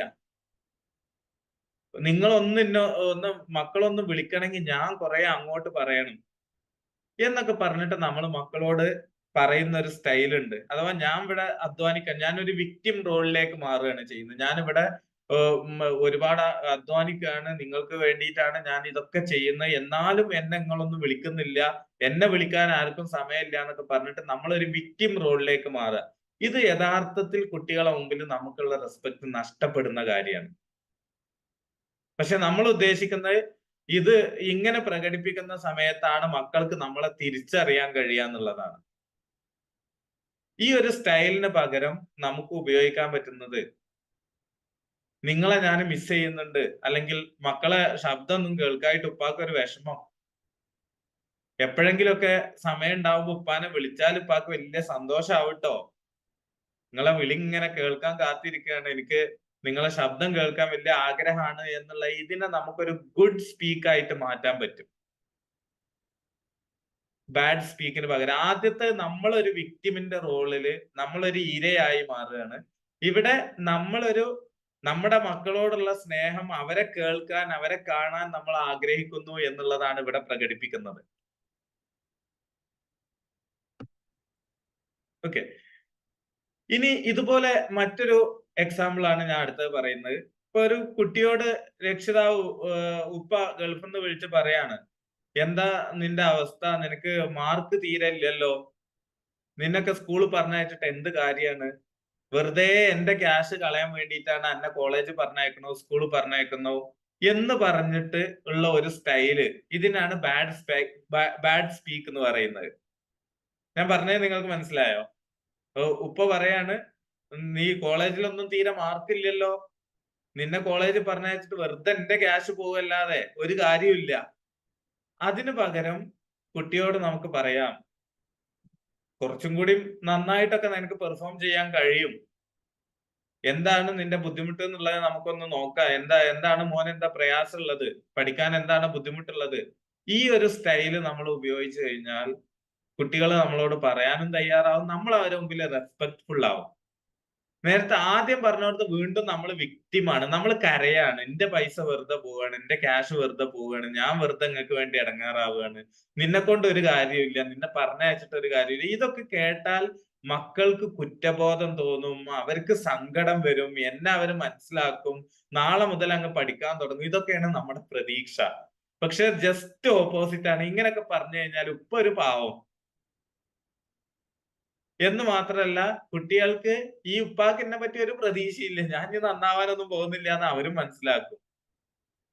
അപ്പൊ അതിന് പകരം നമ്മൾ കുട്ടികൾക്ക് ഹോപ്പ് കൊടുക്കുക, ഗിവ് ദം ഹോപ്പ്. നമ്മൾ പറയേണ്ട എന്താ, ആ മോന് ഒന്ന് ശ്രമിച്ചു കഴിഞ്ഞാൽ ഉഷാറാവും, എവിടെയാണ് പ്രശ്നം, എന്താണ് ബുദ്ധിമുട്ട് എന്നുള്ളത് നമുക്ക് നോക്കുക, എന്താണ് ഇനി ചെയ്യാൻ പറ്റുക, ഇനി എന്തെങ്കിലും ട്യൂഷനോ മറ്റോ പോകണോ എന്നൊക്കെ ചോദിച്ചിട്ട് നമ്മളവിടെ ഒരു കരയുന്ന വിക്ടിമായി മാറാൻ പാടില്ല. ഇത് എന്തുകൊണ്ടാണ് നമ്മൾ ഈ കരയുന്ന വിക്ടിം ആകുന്നതെന്ന് പറഞ്ഞാൽ, നമുക്ക് ഈ ഫാമിലിയിൽ നിന്ന് വേറിട്ട് നിൽക്കുന്ന സങ്കടവും ഇതൊക്കെ നമ്മൾ കുട്ടികളോട് ഈ രൂപത്തിൽ പ്രകടിപ്പിക്കുകയാണ് ചെയ്യുന്നത്. പക്ഷെ അതൊരു ഹെൽത്തി സ്റ്റൈലല്ല. അവസാനം നമ്മളൊരു പാവാവും എന്ന് മാത്രമല്ല, കുട്ടികൾക്ക് റെസ്പെക്ട് ഇല്ലാതായി മാറും, അവർക്കൊരു ഡയറക്ഷനും കൊടുക്കാൻ പറ്റാത്ത ആളാവും, അവരെ ഒന്നിനും പറ്റാത്തവര് എന്ന് മുദ്ര കുത്തുന്ന ഒരു വ്യക്തിയായിട്ട് നമ്മൾ മാറും. ഇനി അതുപോലെ മറ്റൊരു എക്സാമ്പിൾ ആണ്, ഇപ്പൊ നമ്മൾ കുട്ടിയോട് പറയാണ്, ഈ ഇങ്ങനെ എപ്പോഴും ഇനിയും വേണം എന്ന് പറഞ്ഞ് പുതിയ പുതിയ സാധനങ്ങൾ ചോദിക്കും. നിനക്കറിയാം എത്ര ബുദ്ധിമുട്ടുണ്ട് ഈ ക്യാഷ് ഉണ്ടാക്കാൻ, എന്നതൊക്കെ വെറുതെ ഇങ്ങനെ പെട്ടെന്ന് ഉണ്ടാകുന്നൊന്നല്ല ഈ ക്യാഷ് എന്ന് പറയുന്നത്. പണത്തിന്റെ വാല്യൂ അറിയണം. ക്യാഷ് ഉണ്ടാക്കുക എന്ന് പറഞ്ഞാൽ ഒരുപാട് ബുദ്ധിമുട്ടിയിട്ടാണ് ഇതൊക്കെ ഉണ്ടാക്കുന്നത് എന്ന് പറയുന്നതിന് പകരം ഇത് വീണ്ടും നമ്മൾ അവിടെ വിക്ടിം ആവുകയാണ് ചെയ്യുന്നത്. അതിന് പകരം നമുക്ക് എന്ത് പറയാം, മോനെ എന്തൊക്കെയോ വേണമെന്ന് എനിക്ക് മനസ്സിലായി, പക്ഷെ നമുക്ക് നോക്ക് എന്താണ് അത്യാവശ്യമുള്ള കാര്യങ്ങൾ എന്തൊക്കെയാണ് എന്നുള്ളത് നോക്കിയിട്ട് നമുക്ക് അതിനനുസരിച്ച് ചെയ്യാം, ഞാനൊന്ന് ആലോചിക്കട്ടെ എന്നൊക്കെ പറഞ്ഞിട്ട് നമ്മൾ അവിടെ ഒരു എന്താ പറയാ പവർഫുൾ ആയിട്ടുള്ള ഒരു റോൾ എടുക്കുക. അതോടൊപ്പം മക്കളെ അംഗീകരിക്കുകയും ചെയ്യാം. ഇത് രണ്ടും കൂടി നമുക്ക് ബാലൻസ് ചെയ്യാൻ കഴിയണം. ഓക്കെ, അപ്പൊ ഈ രൂപത്തിലുള്ള കമ്മ്യൂണിക്കേഷനിലൂടെ മക്കളെ മുമ്പിൽ നമ്മളൊരു റോൾ മോഡൽ ആവണം. നമ്മൾ ഈ വിക്ടിം റോളിൽ പ്ലേ ചെയ്ത് കഴിഞ്ഞാൽ കുട്ടികൾക്ക് നമ്മൾ ഒന്നും പഠിപ്പിച്ചു കൊടുക്കുന്നില്ല യഥാർത്ഥത്തില്. അതേസമയം നമ്മളൊരു പ്രോബ്ലം സോൾവിങ്, നമ്മളൊരു സൊല്യൂഷനും മനസ്സിലാക്കുന്ന ആളും സൊല്യൂഷൻ കൊടുക്കുന്ന ആളൊക്കെ ആയി കഴിഞ്ഞാൽ നമുക്ക് കുട്ടികളുടെ മുമ്പിൽ ആസ് എ പാരന്റ് ഒരു നല്ല റോൾ മോഡൽ ആവാൻ കഴിയും. കുട്ടികളെ നമുക്ക് ഗൈഡ് ചെയ്യാൻ കഴിയും, അവരെ ആവശ്യമുള്ള കാര്യങ്ങളിലേക്ക് ഡയറക്റ്റ് ചെയ്യാൻ കഴിയും, ആ രൂപത്തിലേക്കുള്ള മാറ്റങ്ങൾ നമുക്ക് വരുത്താൻ കഴിയും.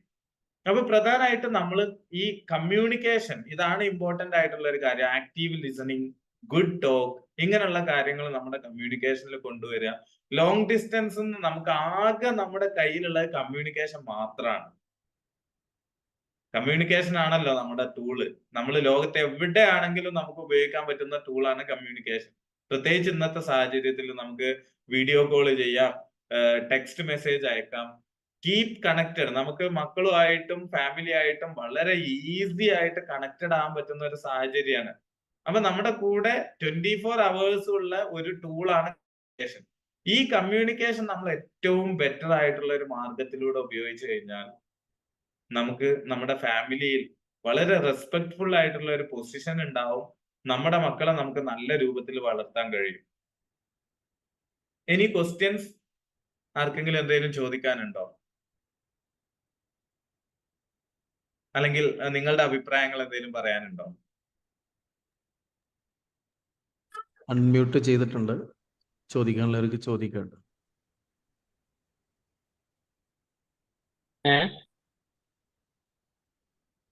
ആർക്കെങ്കിലും എന്തെങ്കിലും അഭിപ്രായങ്ങളോ ചോദ്യങ്ങളോ ഒക്കെ ഉണ്ടെങ്കിൽ ചോദിക്കാം. ഏറ്റവും ഇന്നത്തെ ഈ ഒരു സെഷന്റെ അവസാനമായിട്ട് എനിക്ക് പറയാനുള്ളത്, നമ്മുടെ മുമ്പിൽ ഏറ്റവും വലിയ റോൾ മോഡൽ റസൂലുള്ളാഹി സ്വല്ലല്ലാഹു അലൈഹി വസല്ലം തങ്ങളാണ്. റസൂല് 23 വർഷം കൊണ്ട് വളരെ പ്രാകൃതമായ ഒരു സമൂഹത്തിന്റെ വലിയൊരു വിഭാഗത്തെ, അഥവാ 1 ലക്ഷത്തിൽ പരം സ്വഹാബത്തിനെ റസൂലിന് ഉണ്ടാക്കാൻ കഴിഞ്ഞു. വളരെ മോറൽ ആയിട്ടുള്ള വലിയൊരു സമൂഹത്തെ ഇത്രയധികം ഇന്ന് നമുക്കുള്ളത് പോലുള്ള സൗകര്യങ്ങളൊന്നും ഇല്ലാതെ തന്നെ റസൂലിന് സൃഷ്ടിക്കാൻ കഴിഞ്ഞു. അതിന് റസൂൽ ഉപയോഗിച്ച മാർഗം ഖുർആനിൽ പറയുന്നുണ്ട്. നമുക്ക് പാരന്റിങ്ങിന് ഏറ്റവും കൂടുതൽ നമ്മളെ ചിന്തിപ്പിക്കേണ്ട ഒരു ഭാഗമാണത്. വലൗ കുന്ത ഫളൻ വലീദൽ ഖൽബി ലംഫളൂ മിൻ ഹൗലിക.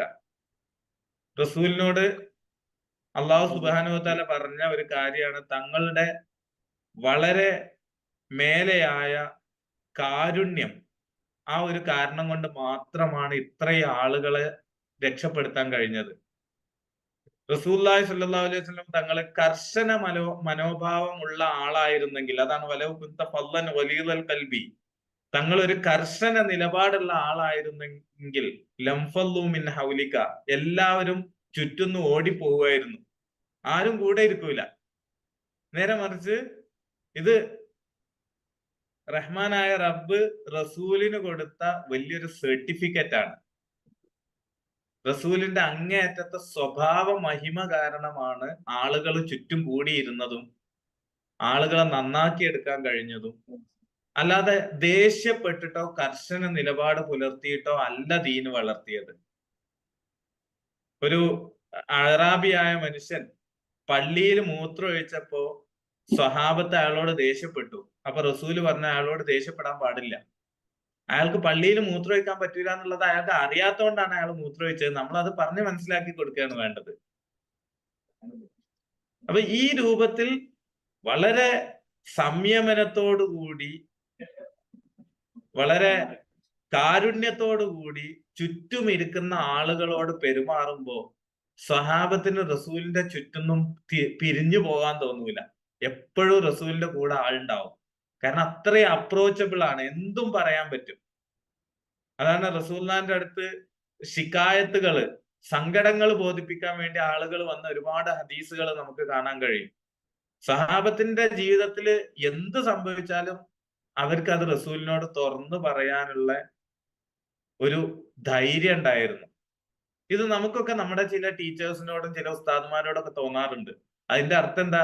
അവരുടെ മനോഭാവം, അവരുടെ മനസ്സ് അത്രയും നല്ല മനസ്സായതുകൊണ്ട് നമുക്ക് അവിടെ പോവാനും പറയാനുള്ള ധൈര്യം ഉണ്ട് എന്നുള്ളതാണ്. ആ ഒരു ആയത്തിന്റെ ഭാഗമായിട്ട് നെക്സ്റ്റ് പറയുന്നതാണ് വസ്തഗ്ഫിർ ലഹും ഫഅഫു അൻഹും വസ്തഗ്ഫിർ ലഹും വശാവിർഹും ഫിൽ അംർ.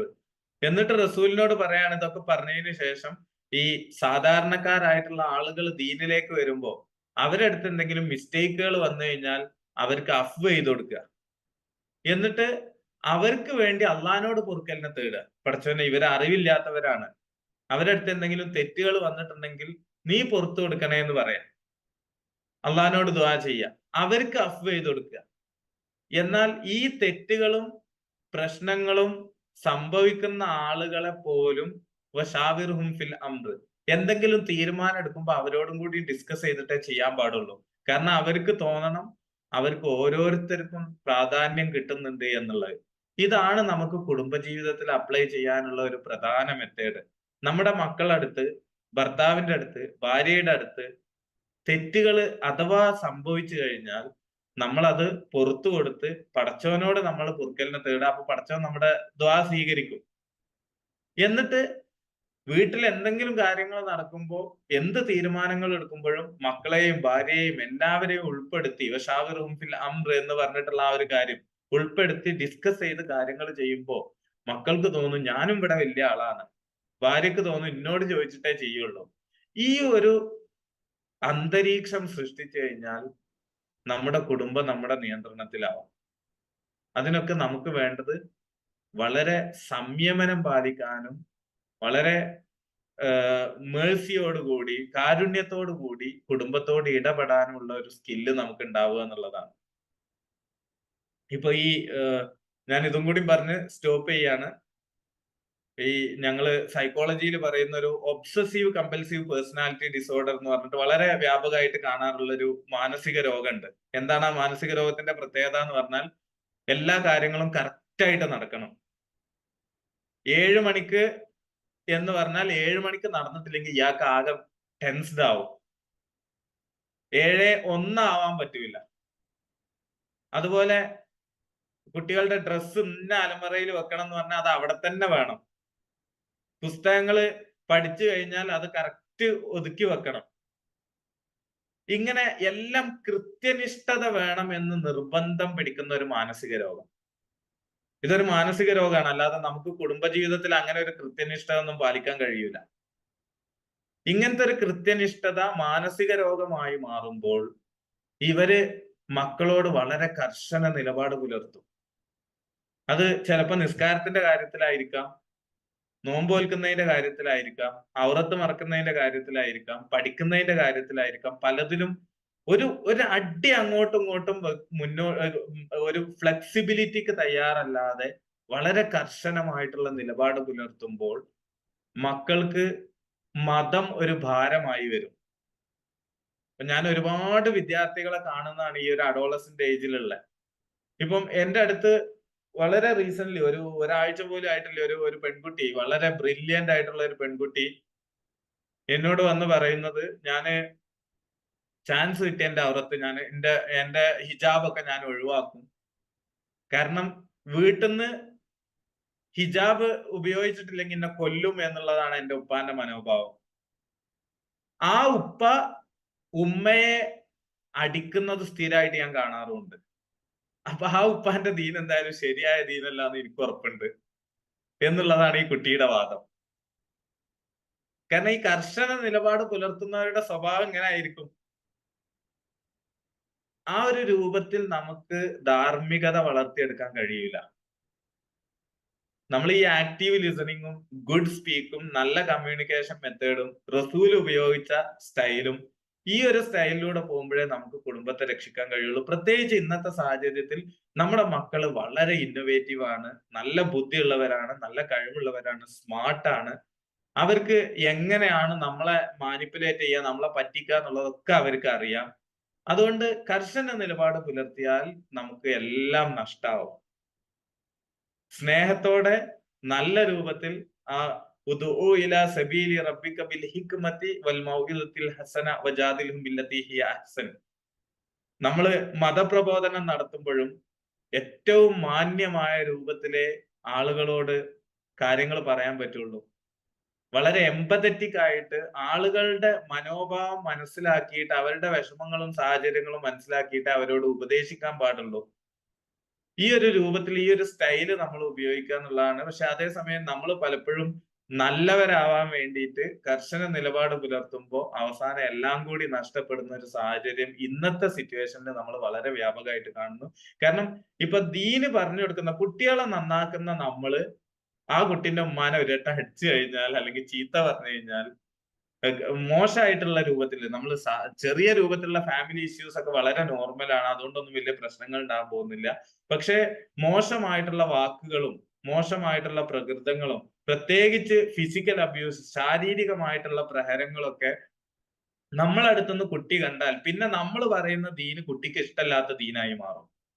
നമ്മൾ പറയുന്ന മൊറാലിറ്റി കുട്ടിക്ക് അംഗീകരിക്കാൻ പറ്റാത്ത മൊറാലിറ്റി ആയി മാറും.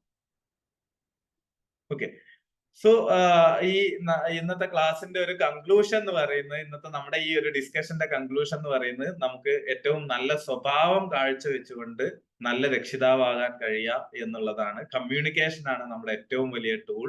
അത് ഉപയോഗിച്ചുകൊണ്ട് കുട്ടികളോടും ഭാര്യയോടും കുടുംബത്തോടും ഭർത്താവിനോടും ഒക്കെ അങ്ങോട്ടും ഇങ്ങോട്ടും വളരെ കണക്റ്റഡ് ആയി സന്തോഷത്തോടെ മുന്നോട്ട് പോയാൽ നമ്മുടെ കുടുംബം വളരെ സുരക്ഷിതമായിരിക്കും.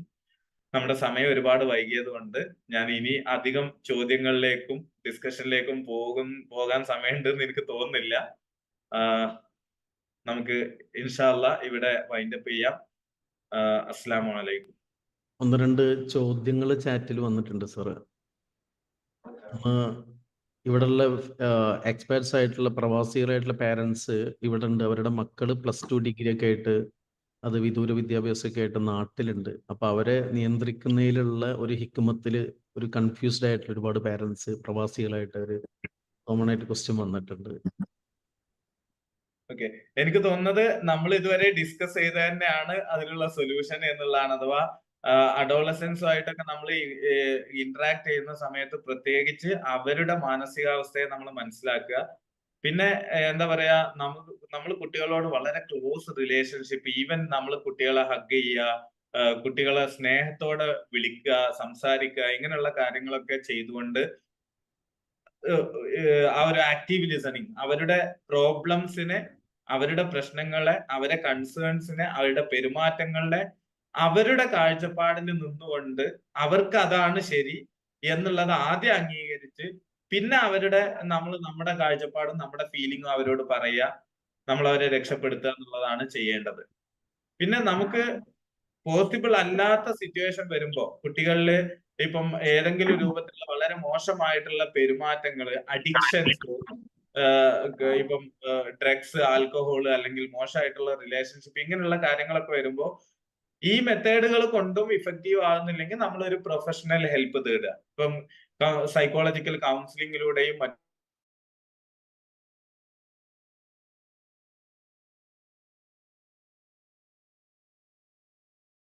സാറിന്റെ സൗണ്ട് മ്യൂട്ട് ആയിട്ടുണ്ട്. നല്ലൊരു പാരന്റ് ആവുന്നതിലൂടെ കുട്ടികളിൽ ഇത്തരം പ്രശ്നങ്ങൾ ഉണ്ടാവുന്നതിനെ നമുക്ക് പ്രിവെന്റ് ചെയ്യാം.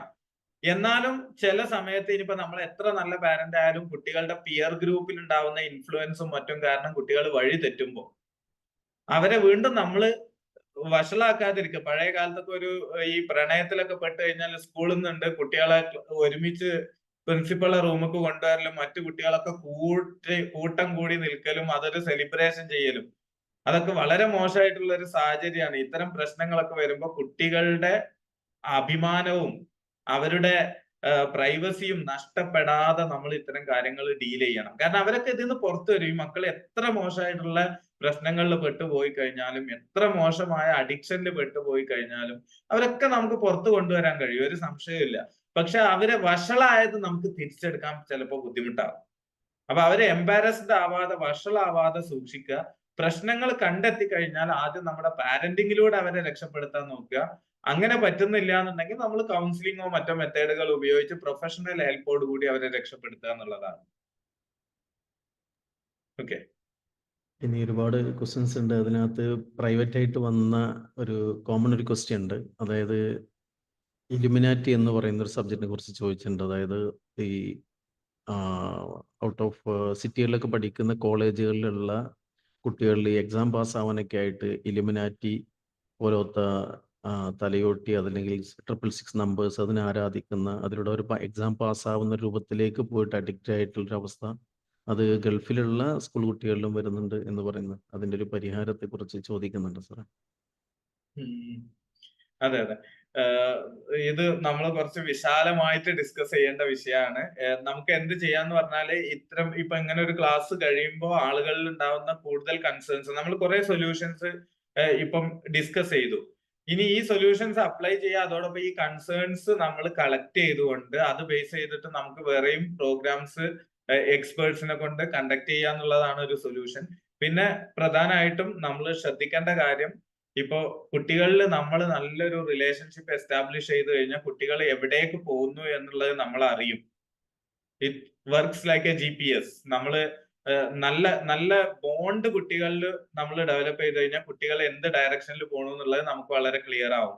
അപ്പം ഇങ്ങനെയുള്ള ഇത്തരം മോശമായിട്ടുള്ള സാഹചര്യങ്ങളിലേക്ക് കുട്ടികൾ പോകുന്ന സമയത്തും നമ്മുടെ അറ്റാച്ച്മെന്റ് നമ്മൾ ഇൻടാക്ട് ആയിട്ട് കീപ്പ് ചെയ്യുക, കുട്ടികളുമായിട്ടുള്ള ആ ഒരു ബന്ധം വളരെ സ്ട്രോങ് ആയിട്ട് കീപ്പ് ചെയ്യുക എന്നുള്ളതും, അതുപോലെ തന്നെ നമ്മള് റിലീജിയസ് ആയിട്ടുള്ള, മോറൽ ആയിട്ടുള്ള, സ്പിരിച്വൽ ആയിട്ടുള്ള വാല്യൂസ് കുട്ടികളിൽ പ്രോപ്പർ ആയിട്ടുള്ള രൂപത്തിൽ ഡെവലപ്പ് ചെയ്യാന്നുള്ളതുമാണ്. ഇപ്പൊ പലപ്പോഴും ഈ കുട്ടികളിൽ എക്സിസ്റ്റൻഷ്യൽ ക്വസ്റ്റ്യൻസും സൂയിസൈഡൽ തോട്ട്സും ഒക്കെ വരുന്നത് പല കുട്ടികളിലും നമുക്ക് നോക്കിയാൽ കാണാം. ഈ വിശ്വാസം നഷ്ടപ്പെടുമ്പോഴാണ് അത്തരം കാര്യങ്ങൾ വരുന്നത്. കാരണം ഭൗതികമായിട്ടുള്ള സൊല്യൂഷൻസ് മാത്രമേ പ്രശ്നങ്ങൾക്കുള്ളൂ എന്ന് ചിന്തിക്കുമ്പോൾ, ഭൗതികമായിട്ടുള്ള സൊല്യൂഷൻസ് തീരുമ്പോൾ ഇതോടുകൂടി ഇനി ജീവിതം അവസാനിച്ചു, ഒരു ഡെഡ് എൻഡ് ഫീൽ ചെയ്യുന്ന ഒരു അവസ്ഥയിലേക്ക് എത്തുകയാണ്. അതേസമയം വ്യക്തമായ സ്പിരിച്വൽ അവയർനെസ് കുട്ടികളിൽ ഉണ്ടെങ്കിൽ ഭൗതികമായ പ്രശ്നങ്ങൾക്ക് ഭൗതികമായ സൊല്യൂഷൻസ് എല്ലാം അവസാനിച്ചാലും എനിക്ക് ഇനിയും ഡിപ്പെൻഡ് ചെയ്യാൻ വലിയ അവസരങ്ങൾ അവശേഷിക്കുന്നുണ്ട് എന്ന് കുട്ടികൾക്ക് തോന്നുമ്പോൾ പ്രതീക്ഷ ഉണ്ടാവും അവരുടെ ജീവിതത്തിൽ. ഒരുപാട് സൂയിസൈഡൽ കേസുകളൊക്കെ കാണുന്ന, മീൻസ് അത്തരം സൂയിസൈഡ് അറ്റംപ്റ്റുകളൊക്കെ നടത്തിയ കുട്ടികളൊക്കെ ആയിട്ട് ഇന്ററാക്ട് ചെയ്യുന്ന ഒരാളാണ് ഞാൻ. അപ്പൊ എന്റെ ആ ഒരു അനുഭവത്തിൽ നിന്നാണ് പറയുന്നത്, പലപ്പോഴും ഈ ഒരു ഫീലിംഗ് ആണ് കുട്ടികളിൽ, ആ ഒരു ഭൗതികത മാത്രമേ ഉള്ളൂ എന്ന് തോന്നുമ്പോഴാണ് കുട്ടികൾക്ക് ആ ഡെഡ് എൻഡ് ഫീൽ ചെയ്യുന്നത്. അപ്പോഴാണ് കുട്ടികൾ അനാവശ്യമായിട്ടുള്ള സൊല്യൂഷൻസിലേക്ക് ഡിപ്പെൻഡ് ചെയ്യാൻ പോകുന്നത്.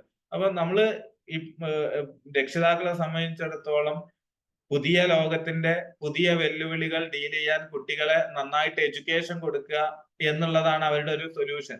അപ്പൊ ഈ ഒരു സൊല്യൂഷന്റെ ഇടക്ക് ഭൗതിക വിദ്യാഭ്യാസത്തിന്റെ ഇടക്ക് മതവിദ്യാഭ്യാസവും ആത്മീയതയും പഠിപ്പിക്കാൻ മറന്നു പോകുമ്പോഴാണ് അവസാനം എല്ലാം നഷ്ടപ്പെടുന്നത്. ഇപ്പൊ പല പ്രവാസികളും എന്റെ അടുത്ത് കൗൺസിലിങ്ങിനൊക്കെ എന്നെ കോണ്ടാക്ട് ചെയ്യുമ്പോൾ അവരിൽ ഉണ്ടാകുന്ന വലിയൊരു ബുദ്ധിമുട്ട്, പ്രത്യേകിച്ച് ഒരു ഹയർ സോഷ്യോ എക്കണോമിക് സ്റ്റാറ്റസിലുള്ള കുറച്ച് സാമ്പത്തികമായിട്ടൊക്കെ ഉന്നത നിലവാരത്തിലുള്ള ഫാമിലിയിൽ നടക്കുന്നതാണ്. കുട്ടികള് പഠിച്ച് എബ്രോഡൊക്കെ പോയി പ്രത്യേകിച്ച് യൂറോപ്പിലേക്കൊക്കെ പഠിക്കാൻ പോകുമ്പോൾ അവർക്ക് ആ ഒരു എന്താ പറയാ, രക്ഷിതാക്കൾ ചിന്തിക്കുന്ന അതിൽ നിന്നും എത്രയോ കുട്ടികൾ അപ്പുറത്തേക്ക് പോകുന്ന ഒരു അവസ്ഥയും അവരുടെ വിവാഹത്തിന്റെ കോൺസെപ്റ്റും അവരുടെ ഫാമിലി ലൈഫിന്റെ കോൺസെപ്റ്റും ഒക്കെ കംപ്ലീറ്റ് മാറുകയും അവസാനം ഇത്രയും നല്ല രൂപത്തിൽ ഞങ്ങളെ ഫിനാൻഷ്യലി എക്കണോമിക്കലി ഒക്കെ വളർന്നത് ഒരു അബദ്ധത്തിലായി പോയോ എന്ന് വരെ ചിന്തിക്കുന്ന അവസ്ഥ രക്ഷിതാക്കൾക്ക് വരുന്നത് പലപ്പോഴും ഞാൻ നേരിട്ട് കണ്ടിട്ടുള്ളതാണ്. അപ്പൊ ഇതിനുള്ള ഒരു സൊല്യൂഷൻ എന്ന് പറയുന്നത്, നമ്മൾ എത്ര വളരുമ്പോഴും എത്ര ചാലഞ്ചസ് നേരിടുമ്പോഴും ആത്മീയതയും കൂടി നമ്മൾ കുട്ടികൾക്ക് കൊടുക്കുക, അല്ലെങ്കിൽ സ്പിരിച്വൽ ആയിട്ടുള്ള ഒരു മീനിങ്, ജീവിതത്തിന് അർത്ഥമുണ്ട് എന്നുള്ളത് കുട്ടികളെ പഠിപ്പിക്കുക എന്നുള്ളതാണ് പ്രധാനമായിട്ടും നമ്മൾ മനസ്സിലാക്കേണ്ടത്. ഇൻഷാ അല്ലാഹ് നമുക്ക് മറ്റൊരു അവസരത്തിൽ കാണാം. താങ്ക് യു, ജസാക്കല്ലാഹ്, അസ്സലാമു അലൈക്കും. Walaikum salam wa rahmatullah. MashaAllah, it was a very wonderful session. Actually, sir അനുവദിച്ച സമയത്തേക്കാൾ ഒരുപാട് സമയം നമുക്ക് വേണ്ടി സംസാരിച്ചു, ഒരുപാട് കാര്യങ്ങൾ പങ്കുവച്ചു. അത് എത്ര നന്ദി പറഞ്ഞാലും തീരല്ല. കാരണം ഇവിടെയുള്ള പ്രേക്ഷകർ ഒരുപാട് പ്രൈവറ്റായിട്ട് മെസ്സേജ് അയക്കുന്നുണ്ട്, അവർക്ക് സംശയങ്ങൾ ചോദിക്കാനുണ്ട്. ഏതായാലും സമയത്തിൻ്റെ ദൈർഘ്യം നമ്മൾക്ക് പിന്നീട് ഒരു അവസരത്തിലാവും. ഏതായാലും നമ്മളുടെ മനസ്സിൽ തുടിക്കുന്ന ഈ പുതിയ പോസ്റ്റ് മോഡേൺ യുഗത്തിൽ യൂട്യൂബും ഫേസ്ബുക്കും റീൽസും ഒക്കെ ആയിട്ട് കൺഫ്യൂസ്ഡ് ആയിട്ടുള്ള ഈ ഒരു കാലഘട്ടത്തിൽ നമ്മളുടെയൊക്കെ കുട്ടികളിൽ നിന്ന് എപ്പോഴും കേട്ടുകൊണ്ടിരിക്കുന്ന, നമ്മൾ പലപ്പോഴും പറഞ്ഞുകൊണ്ടിരിക്കുന്ന പല വിഷയങ്ങൾ, തുടിക്കുന്ന വാക്കുകൾക്കുള്ള മറുപടികളാണ് നമ്മളെ ഡോക്ടർ സാറ് നമ്മളോട് ഇതുവരെ പങ്കുവച്ചത്. തീർച്ചയായിട്ടും നമ്മുടെ വാക്കുകളിൽ ഉള്ള സംസാരത്തിൽ തന്നെ ആക്റ്റീവ് ലിസണിങ് ഉള്ളതിൽ ചെറിയ ചെറിയ മാറ്റങ്ങൾ വരുത്തുമ്പോൾ തന്നെ നമ്മുടെ മക്കൾ നമ്മുടെ പരിധിക്കകത്ത് തന്നെ നിൽക്കുമെന്നുള്ള വലിയൊരു ആത്മവിശ്വാസം തന്നെയാണ് നമുക്ക് ഈ ദീർഘമായിട്ടുള്ള ഈ സെഷൻ നമുക്ക് നൽകിയിട്ടുള്ളത്. തീർച്ചയായിട്ടും അതോടൊപ്പം സാറ് നമ്മോട് പറഞ്ഞു വെച്ചത് ഈ ഒരു സെഷനോട് നിൽക്കുന്നതല്ല എന്നുള്ളതാണ്. ഏതായാലും ഇന്ത്യൻ കൾച്ചറൽ ഫോറം നമ്മോട് ഈ ഖത്തറിലും അതുപോലെ തന്നെ എല്ലാ GCC രാജ്യങ്ങളിലും യൂറോപ്യൻ രാജ്യങ്ങളിലൊക്കെ പ്രവർത്തിക്കുന്നുണ്ട്. അതിൻ്റെ ഭാഗമായിട്ട് ഖത്തറിൽ ICF സംഘടിപ്പിച്ച ലൈഫ് അക്കാദമിയുടെ ഭാഗമായിട്ട് സംഘടിപ്പിച്ച ഈ പരിപാടി തീർച്ചയായിട്ടും ഇനി അടുത്ത AI ഉപയോഗപ്പെടുത്തിക്കൊണ്ടുള്ള ജോബ് എങ്ങനെ ഈസിയാക്കാം, എഡ്യൂക്കേഷൻ എങ്ങനെ ഈസിയാക്കാം, നമ്മുടെ മക്കളുടെ ഉപയോഗം, ഇൻ്റർനെറ്റിൻ്റെ ഉപയോഗങ്ങൾ അത് എങ്ങനെ നമുക്ക് നിയന്ത്രിക്കാം, അതുമായിട്ട് ബന്ധപ്പെട്ട ബിസിനസ്സിൽ അത് എങ്ങനെ നമുക്ക് ഉപയോഗപ്പെടുത്താം, അതുപോലെ തന്നെ സാറിൻ്റെ സെഷനിൽ ഒരുപാട് കാര്യങ്ങൾ നമുക്ക് സംശയങ്ങളുണ്ട്. ഓരോന്നും ഓരോ സെഷനായിട്ട് വരേണ്ടതാണ്. അഡിക്ഷൻ, ഡി അഡിക്ഷൻ, MDMA ഒക്കെ ആയിട്ടുള്ള ബന്ധപ്പെട്ട കാര്യങ്ങൾ തീർച്ചയായിട്ടും പ്രേക്ഷകരിൽ നിന്നുള്ള നിങ്ങളെ കേട്ടുകൊണ്ട് നിങ്ങളുടെ അഭിപ്രായത്തിനനുസരിച്ച് അടുത്ത സെഷൻ നമ്മൾ വെക്കുന്നതായിരിക്കും. അതിലേക്ക് ആവശ്യമായിട്ടുള്ള നമ്മുടെ ഒരു വാട്സപ്പ് ഗ്രൂപ്പ് ഉണ്ട് ലൈഫ് അക്കാദമിയുമായി ബന്ധപ്പെട്ട്. നിങ്ങൾ അതിൽ ജോയിൻ ചെയ്ത് നിങ്ങളുടെ അഭിപ്രായങ്ങൾ രേഖപ്പെടുത്താം.